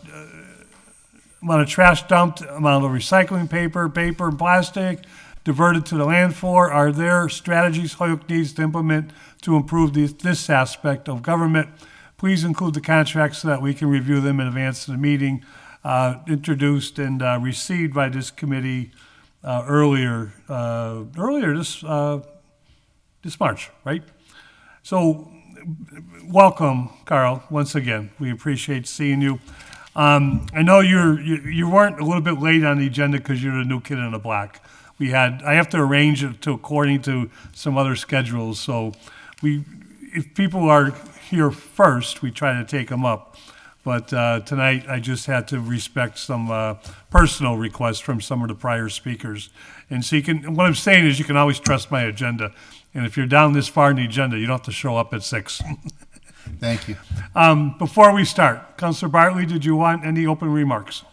No, thanks, Mr. Chair. I laid out what I could this came out of a discussion that we had at the last meeting in February, and I said to Councilor McGivern that I would file something in our names, which is what I did. And I put the word friendly in there because there's various accusations going here. I'm not really interested in litigating what happened. If the chair wants to talk about that, then she can, about how we went from dual stream to single stream without anybody telling us. But I'm more interested in finding out what, from your perspective, is happening with the recycling program. Where are we? We're back at the MRF? Are we back to the dual program? What is happening with places that used to take our recycling, like China? Are they buying our stuff again? Then things which I really am not aware of because I've never really asked a question, but no one's ever offered, is where do we dump our trash? What are our contracts? Do we take it to a transfer station? It goes from there. Does any of our stuff go on rail? Do we have just things of that nature? So I just want to hang back. I don't want to get into a back and forth. I'd rather, Mr. Chair, just sort of listen to what they have to say so I can be a little better educated on trash and recycling for the city going forward. I'm just a very, very avid recycling person, as is my family, and most of my friends are too. And I see the number of blue bins. It seems like they increase all the time whenever I walk around on recycling day in Ward 3. So I'd like to hear your perspective on some of the questions or all of them I laid out on, and whatever else you can add. Thank you. Thank you, Councilor Bartley. And I did agree to sign on because I think it's important to have updates periodically and to answer not just our questions, but our constituents. And I believe most people echo what Councilor Bartley say. We are firm believers in recycling. It's environmentally the correct thing to do. It takes stuff out of our tipping fee for the landfill or for the transfer stations that we use these days, and therefore, and occasionally, I think we're getting back towards where it makes a little bit of money for the city. But so you put them all together, and it's just common sense that no matter where you come from, recycling is certainly part of it. And I know a lot has changed as far as trash and where we're going. So I think it's time to have a presentation on this, and I welcome our chair of the board of directors, Mary Monahan, and Carl Rossi to do that. Okay. All right. Well, thank you. And we're actually quite excited to talk about it because there's been good things happening. So this is going to be the beginning of a conversation. I don't think we'll get to all of what Councilor Bartley is looking for tonight, but we've got a good handle on the direction that the city's taken. So before I turn it over to the director, who's going to get into some of the details of that and some of the issues that he's been leading on behalf of the city, I just wanted to note that the mayor had put together during the summer several task forces, and one of them was the Holyoke Waste Management Task Force. So we have a final report coming out from them, and they were key players in helping move the city forward on the recycling and the municipal waste management side, even before Carl was hired as a director, and remember, he only came on board January 16. So we were already working a plan moving forward. We're going to have the final report, and the council will be invited to the meeting on April 3rd with the Board of Public Works to hear the final report, so you'll get some even more information about that. Just a quick update on staffing. We're -1, pretty much at full staffing for laborers, which hasn't happened in a long time when it comes to the recycling and trash operation. We've got an ad out there right now for a recycling coordinator. In your packet is a copy of the position description. That person who will be hired is going to be a key player in moving the public education and outreach, dealing with the markets, doing a lot of the financials associated with our recycling and solid waste. And we have some funding that discussion sheet that we've passed out identifies some funding opportunities and also some funding needs that Public Works will have. So I'm going to turn it over to the director right now, and he can give you an update that's based on a previous presentation that the management task force had received from PVPCA, and we'll share that with you. Thank you, Mary. Carl, welcome. Good evening. So let's talk recycling. So a little background and current status of Holyoke recycling collection options. There are two types of recycling collection available for municipalities in the Pioneer Valley. Type 1 is single stream, everything goes into one container. Type 2 is dual stream, one container for bottles and cans and a second for paper and cardboard. So historically, Holyoke was a dual stream community with bottles and cans going to the material recycling facility known as the MRF in Springfield, and the paper and cardboard going to Sunoco in Holyoke. For the past 18 months or so, Holyoke has been a single stream community because of trucking and personnel issues. It was easier for the city to send out one truck to collect everything and bring it to Springfield. So what's the difference between single stream versus dual stream? Single stream is that basically everything in one bin. It's easier for the resident. The city only needs one type of truck, but it creates a dirtier product, generates less revenue, costs more short and long term. The current cost is about $75 per ton. That's a cost to the city. Dual stream, you obviously have two containers set out by the residents, not one. City needs a split truck or two trucks. Actually, two have arrived a couple of weeks ago. It produces a cleaner product, and it's a better revenue deal short-term and long-term. So discussion and decision-making needed to decide whether single stream or dual stream is the best for the city in the long run.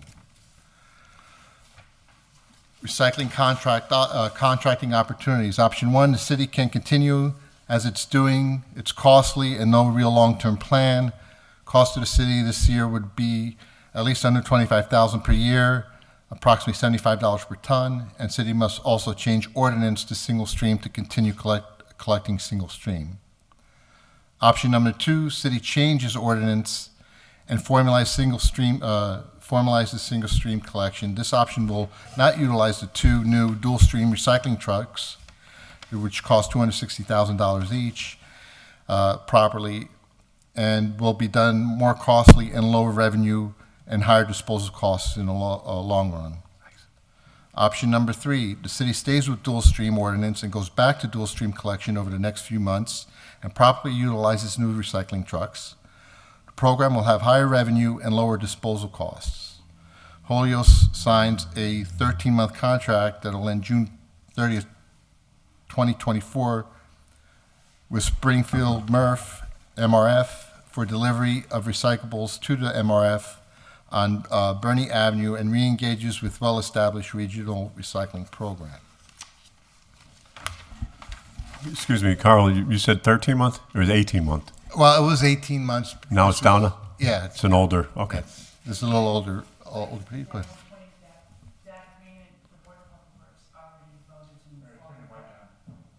They already, Okay, the Board of Public Works has already decided to move forward with the dual stream. So these were the options that we were facing when we first became aware of the fact in December that we were actually disposing of in a single stream process. okay. And just, Mr. Chair? Councilor Riley? Yeah, just through the chair to the chair, did we, so we have to set an ordinance? We have dual stream set an ordinance? You do, Yeah. yes. And so the Department of Public Works just went ahead and violated our city ordinances on its own?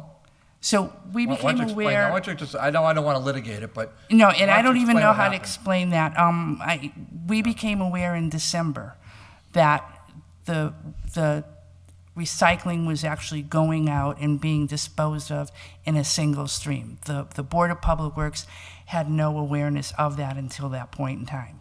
When the $75,000, the request for a transfer of $75,000 to supplement the budget, because we had a deficit, because the budget, I guess, again, we're all kind of new here. The budget had been based on the expectation that it was dual stream recycling. So December 5th is when the board became aware of the fact that we were doing single stream recycling.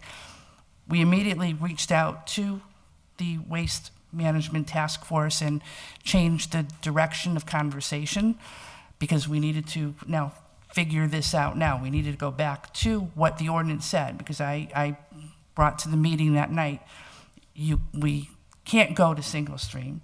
We have to go to dual stream, but we also needed, the Board of Public Works needed to move forward to confirm that this is what we're doing. Whoever made that decision to not continue with dual stream recycling, that's before we were either commissioners or DPW directors. So I don't know the origination of that. I just know we inherited it. Okay. Okay? But I don't want to litigate it. I But we think easily most of could, the- but we're not gonna. No, Okay. we're not.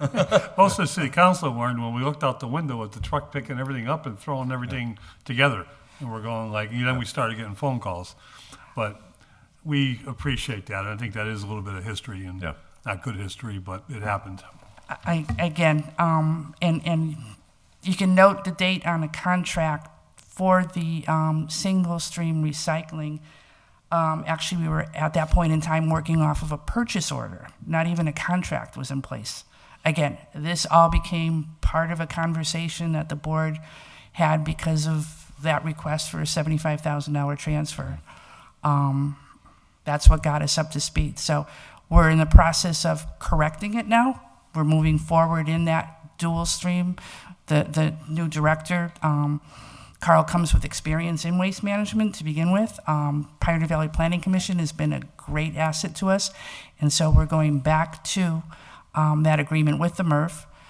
We have identified funding to pay for the trash bins that the new trucks will be utilizing.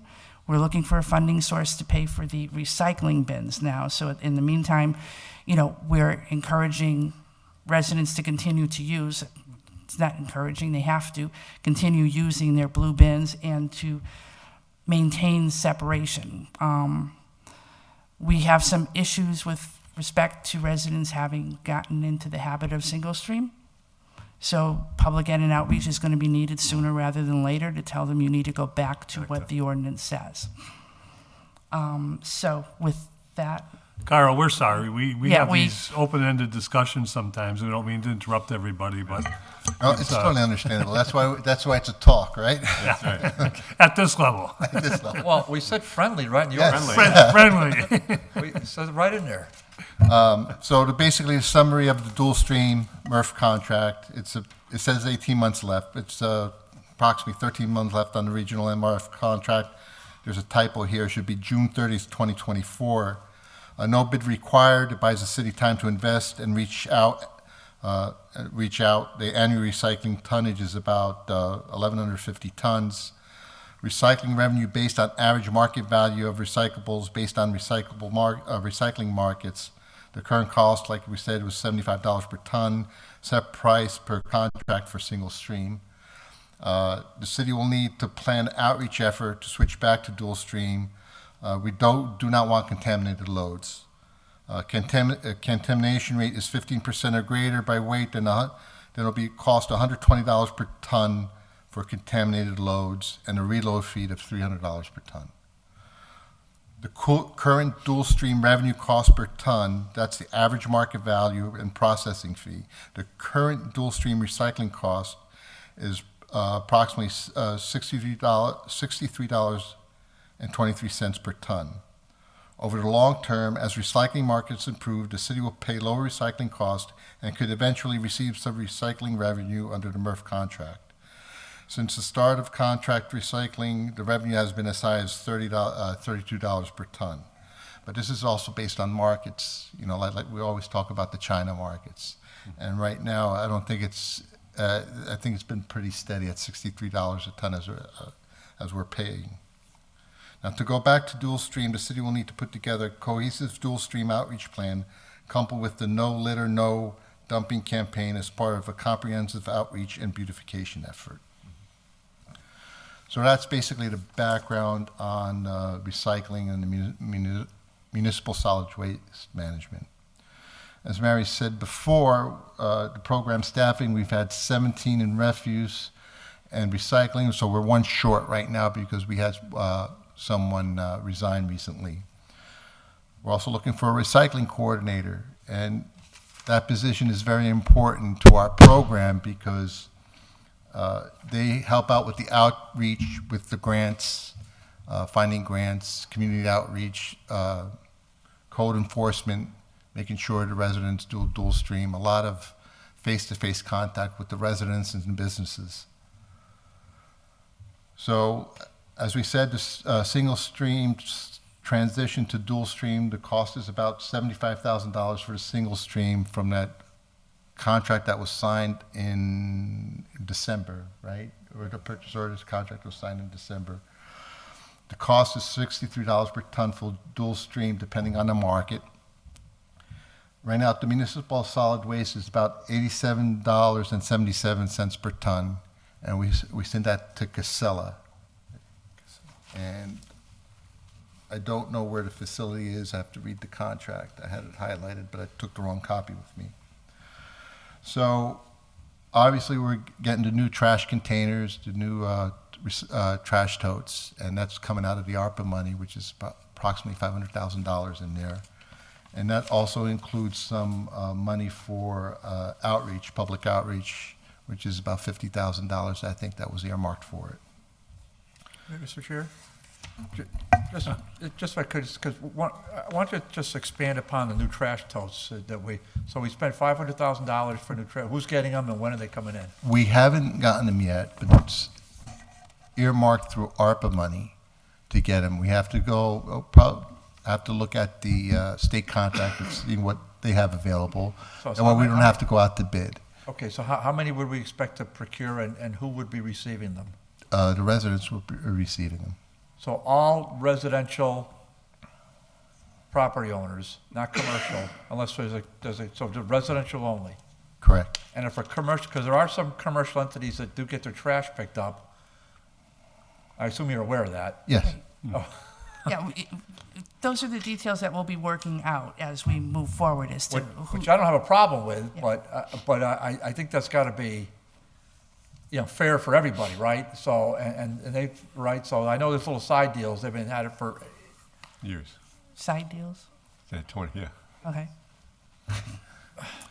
There's an ordinance that addresses the side deals. Yeah. Okay, It's followed. We will comply with what the ordinances require with respect to making sure Right, that okay, those. so I think this is somewhat newsworthy. So residents can expect at some point, probably this calendar year, to receive official trash totes to be delivered to them, to be picked up. How's that going to work? That's what we're working out. It might need to be earlier discussions had talked about, and this was before you were here, so if you don't mind, that it would kind of be scheduled so that we can't get all of these totes in where they're going to go all at the same time. Right, So there's going to need to be a plan, a schedule of, by neighborhood, by I don't know, last name, whatever, but we're going to have to come up with a way of effectively distributing these to the residents.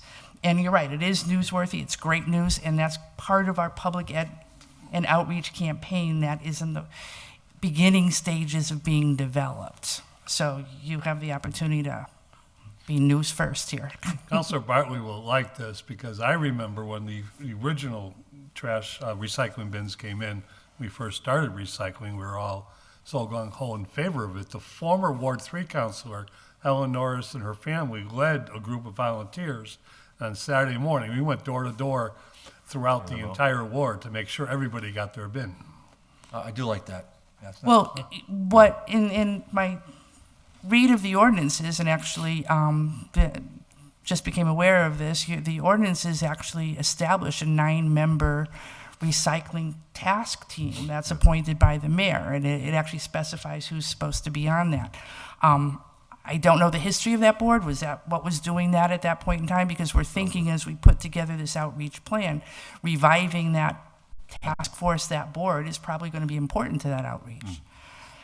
But, you know, you're asking, you know, the commission and the director new into this whole thing, you know, new into finding out we were single, now we're going to dual, new into we've got funding to make things happen, the trucks just came in, we're now going to appropriately procure those bins, how many do we need? Again, all that's being discussed. That's why I told you this was the beginning of a conversation tonight. That's good. I'm just saying, Mr. Chair, we just filed this order. We didn't even know this was coming. Yeah, they're- that's good stuff. That's why you Well, filed I it. like that it's received as good stuff, yes. Good stuff. The thing is like Mary said on our April 3rd, right? It's the April 3rd meeting? April 3rd, yep. A report from PVPC would be distributed to the Board of Public Works. That's a final report that'll explain most of the stuff. And then obviously they'll be invited to come to the council, I believe. Well, That's what we're one hoping. public hearing, so the council Yeah. will be invited, and we're going to see if these facilities are available for that. And there's other recommendations in there. I think our challenge right now, timing-wise, is we want to get back to that dual stream as soon as possible, because we begin saving money at that point. But we have to make the residents aware of the fact that, you know, enforcement is back. They have to go back to, Carl, you noted today that it's been noted that a lot of residents have given up separating. They're just putting everything together. So that needs to be reinforced. And we also want a longer-term public ed and outreach program, something that's sustainable and going to be staying in existence, something that the new coordinator will be able to manage and bring forward year after year. Again, the more recycling we get from the city residents, the more revenues we are potentially going to realize. Yeah. Counselor Tallman. Just a couple comments or questions. I think they're doing a great job with the recycling. I mean, yesterday we had a snowstorm, right? Yes. Our pickup day was Tuesday, and I said, well, they're not going to be there until probably 8:30 or 9 o'clock. For some reason, my blue bins were picked up probably, I don't know, 7:30, 8 o'clock. Those. I got the trash out later, so I mean, and that was amazing. Now, when they came by, I didn't even hear them. We have that doorbell, but did they do it in one truck, or was it the new trucks yesterday? I'm up in Bemis Heights, up in Ward 7. I'm not sure. Okay, so would they separate it then at that time? Because I keep my paper and paper and cardboard, and then plastic and bottles in the blue one. I got the small bins. I don't have the big ones. Yes. They're probably all in one truck, unfortunately. Okay. Because we see that sometimes, and I always wonder. I said, "Where's that going? Why do they put it all in one truck?" You know, and I know part of it was because didn't have the trucks. Part of it was the manpower. Yes. Part of it was COVID. You know, during that time and all that. But the new bins that are coming in, they're with the ARPA money. Those are big ones. Correct. So would each resident get 2 of those or just 1? No. With the ARPA money, that's the trash bins that are coming. The trash bins, and how big are they? Those will be the big ones. Okay, that's where you knew the truck, so it goes up with the arms. Yes. So it'll be easier, so less Yes. workers that don't have to pick up the They would have tippers in the back. tippers in them. Okay. Okay. The new trucks, it's dual compartments for both, paper and. And then the other one with the plastic and the bottles. Because, and just a thought, I mean, some families don't fill up those big blue ones. And I have some on my route that they do fill them up. And you still, every family will get 2 of them, one for plastic and, cans and bottles, one for paper and cardboard. So when they came by, you would just have 2 of those out there, the large ones. Correct. And they would pick them up with the new trucks that I think we got a picture of them. Yes, The 2 new trucks that were, 260,000? correct, Okay, and that would be on a regular, same way, every 2 weeks? correct. Okay, and the part here about the cost, the cost is 34 minus 98. Is that 34, is that the money coming in from the recycling? We used to get money back, Correct. a small amount, but we'd get Small something. amount. And now you're having less weight going into the dump, which you're saving money on because that's less. Correct. And I agree with this. I mean, I don't know how we're going to do it, but I think we need to do this really as soon as we can. Hire the person because, Well, there's 4 candidates that I've, Oh, that's great. resumes that I've seen that Oh, I that's great. bring in for interviews soon, okay. okay? So that's something that's going to happen probably within the next month or so. Yes, it's very important to have the proper person in this position. Absolutely. Because it's not only working behind a truck or working the routes properly, it's community outreach, it's grant programs, it's going to schools and teaching the students how to recycle properly, and also how to, talking to the commercial sites and making sure they also recycle properly. Yeah, that's great. I think that's important. I didn't realize, I saw this, and I think I saw it on the board out here on the screen about the position. I didn't know how far you are with that, but that is, I think that's key to this whole program. And I don't think we've had a recycling coordinator in I think been a 6 while. months. Yeah, it's been a while, I think. But that's it. I mean, I think all of us are excited about recycling. I think getting the message out there, separating things, for most residents. I still see people out there just putting everything, which is unfortunate. How do you force them? You can't, it's really hard to enforce that, I think. But if the education part and getting people on board, and as far as saving saving tax dollars to get this working properly, it's going to take some time, but I think it can be done. Yes, it can. Yeah, I appreciate it. Yeah. Any further discussion? I think we're complied with. Motion to comply with? Yeah, good update. Second. Motion made second that this order has been complied with. We thank you for a wonderful report. Under a roll call, Counselor TALLMAN? Yes. Counselor Anderson Burgos? Yes. Counselor Powell? Yes. Counselor McGivern, yes. It passes 4-0. Motion to take item number 7 off the table for discussion. Motion made second to take item 7 off the table for discussion. All those in favor? Aye. Any opposed? So moved. Introduced under my name at the request of the mayor and the request of the Board of Public Works, a transfer which would take place from the sewer stabilization of $16,500 into a line item known as sewer professional services. It's off the table for discussion. The mayor cannot be with us this evening, but Mary, I know you brought this to my attention, and Carl, I'm looking just for an explanation of, I think we know why there's money in sewer stabilization, but how you want to use this and why.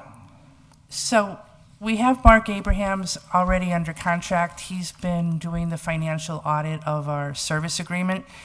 As the commission moved forward, trying to get a handle on what the recommended sewer rate for FY23 would be to the city council, we realized that there were a lot of financial questions.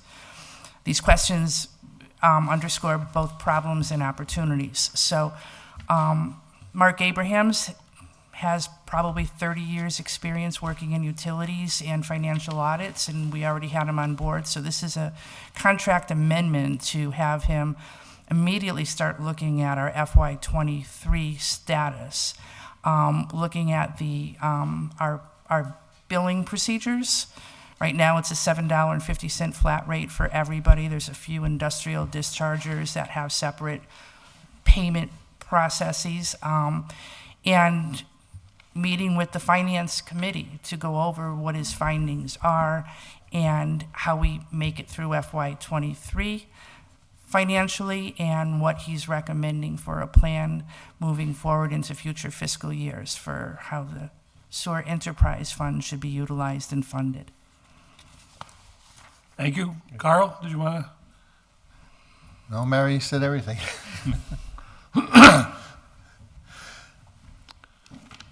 And any discussion from the committee or other members? Or the auditor? Yeah? I'll make a motion to approve the transfer. Second. Motion made and second to approve the transfer. With no further discussion, roll call, Counselor Tallman? Yes. Counselor Anderson Burgos? Yes. Counselor Plowell? Yes. Counselor McGivern, yes. Passes 4-0.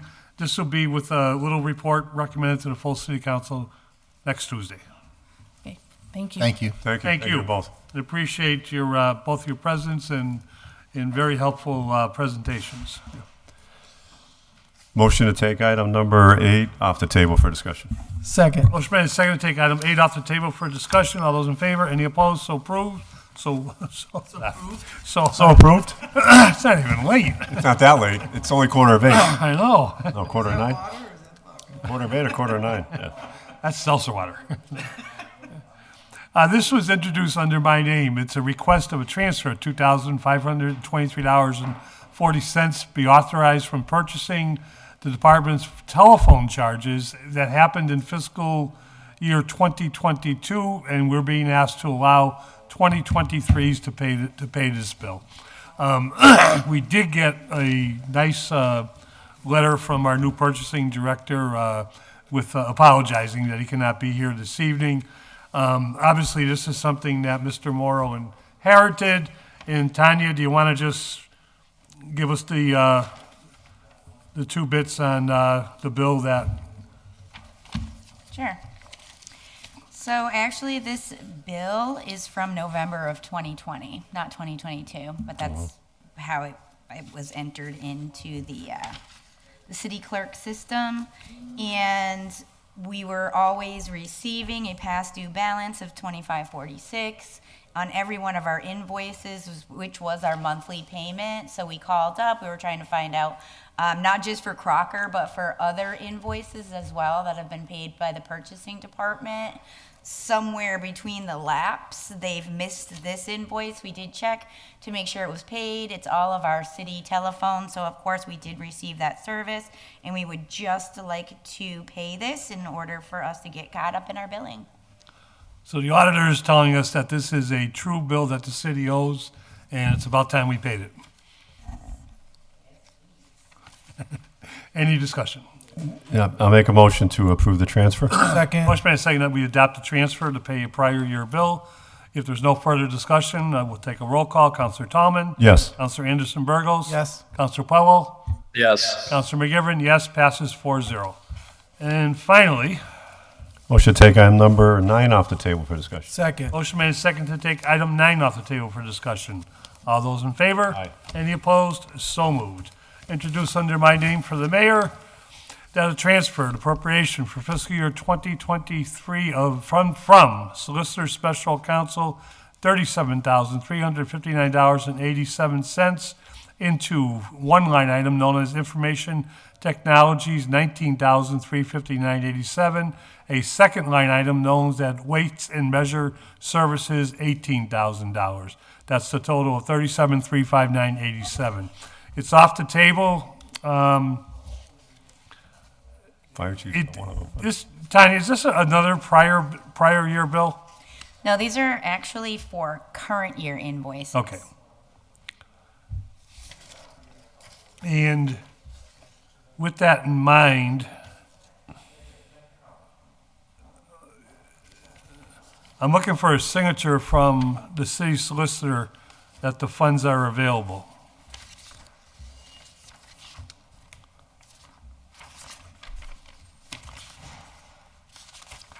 Oh, you know what? It looks like I didn't even copy that sheet with her signature on it. Well, we will take your word if And there I is a sheet. apologize for that. No, she definitely checked in with her first. Okay, and the reason I think we all kind of know is there was a vacancy in this position for part of the year, so Right. it generated a surplus. But as long as you tell us you got her signature, I'm okay. Yeah, me too. I do, and this is actually from the Special Counsel Services, and we had transferred free cash, $120,000, I believe, into that account with our free cash from 2022. Thank That's you. why she has a large surplus. She's hired all of her lawyers. They're covering more things in-house, so now she does have that surplus for this transfer. Thank you for correcting me, because I did read that wrong. So That's fine. I'll strike what I just said, but I understand why there's a surplus. Information and technologies, who's, That's the fire chief. He's online here, Mr. Chairman. oh, Chief, welcome. Chief, How you doing, Chief, I apologize if you've been online all night. I didn't realize this was going into your account. That's okay, sir. So what this is it's a service contract and maintenance agreement with Marcus Communication. They do all the maintenance on basically the sites with all the receivers and everything, or repeaters for our mobile radios. It's a contract that's actually used by ourselves, DPW, and police. This has been covered in 2017, I believe you guys bonded about $2 million to upgrade to the DMR system that we're on now. With that upgrade came a 5-year service contract. Former chief wasn't aware of this until about April. They were in a meeting and they're told, oh, by the way, you got a bill coming. We had an account that we're going to take the money out of. It's our knockdown account, which we have more than enough money in. We had $54,000 in our knockdown account. So that was the plan moving forward, and that's why it wasn't in our budget for this year. So in July, we made the payment to them out of the knockdown account.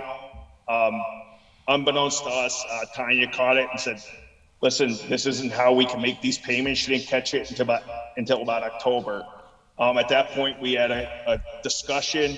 She asked if I had the money anywhere else in my budget. I was like, I don't have $20,000 in my budget just to be able to pay it. There was a little bit of a miscommunication between myself and Tanya.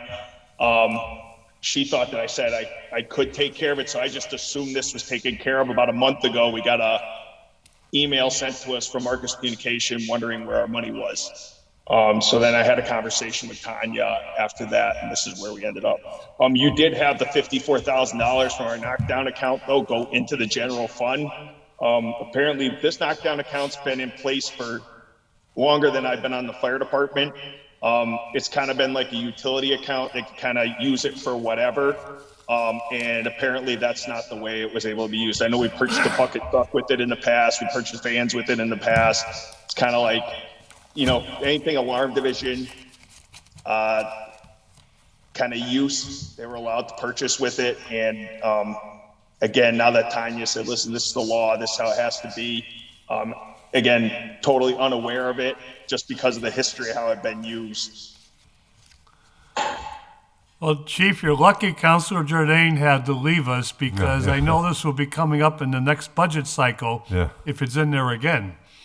What's going on is the mayor's going to be putting it in a different entity. He's trying to figure out where, but he was thinking of putting emergency management based on the fact that it's used by multiple agencies within the city under the same contract.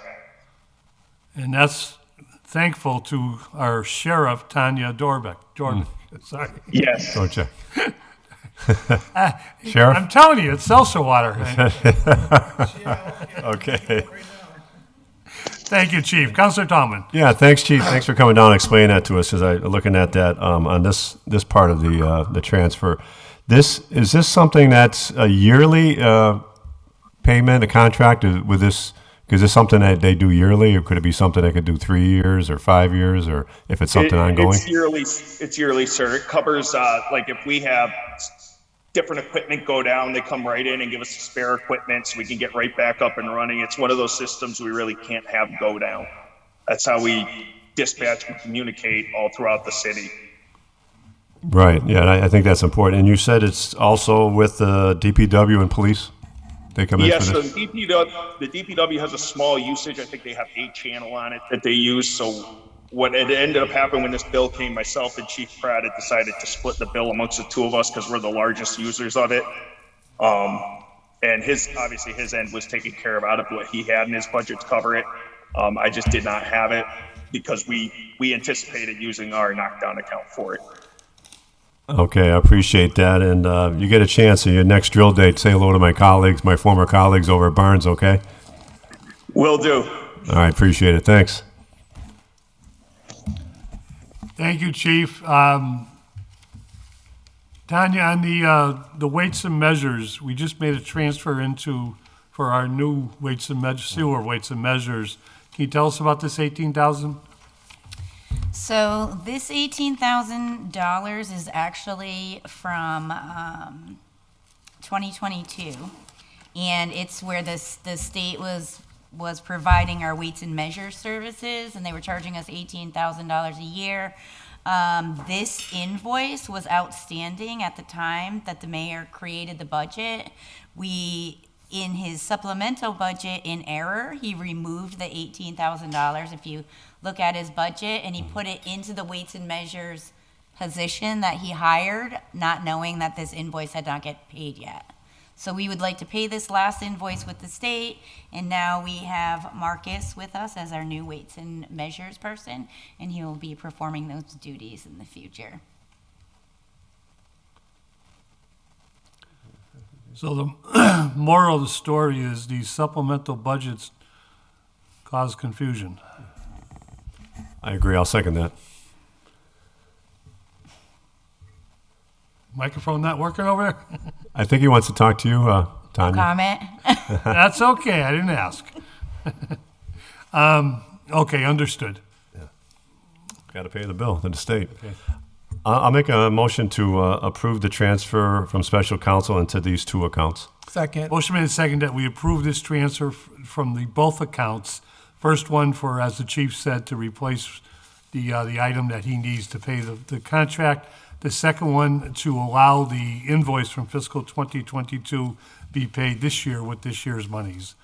Roll call, Counselor Tallman? Yes. Counselor Anderson Burgos? Yes. Counselor Powell? Yes. Counselor McGivern, yes, passes 4-0. Thanks, Chief, for coming down. Appreciate it. Thank you, counselors. Have a great night. Have a great night. Hey, Chief. I'm going to make one more motion, a motion to adjourn. Motion made and second to adjourn. All those in favor? Aye. Aye. Any opposed? We stand adjourned.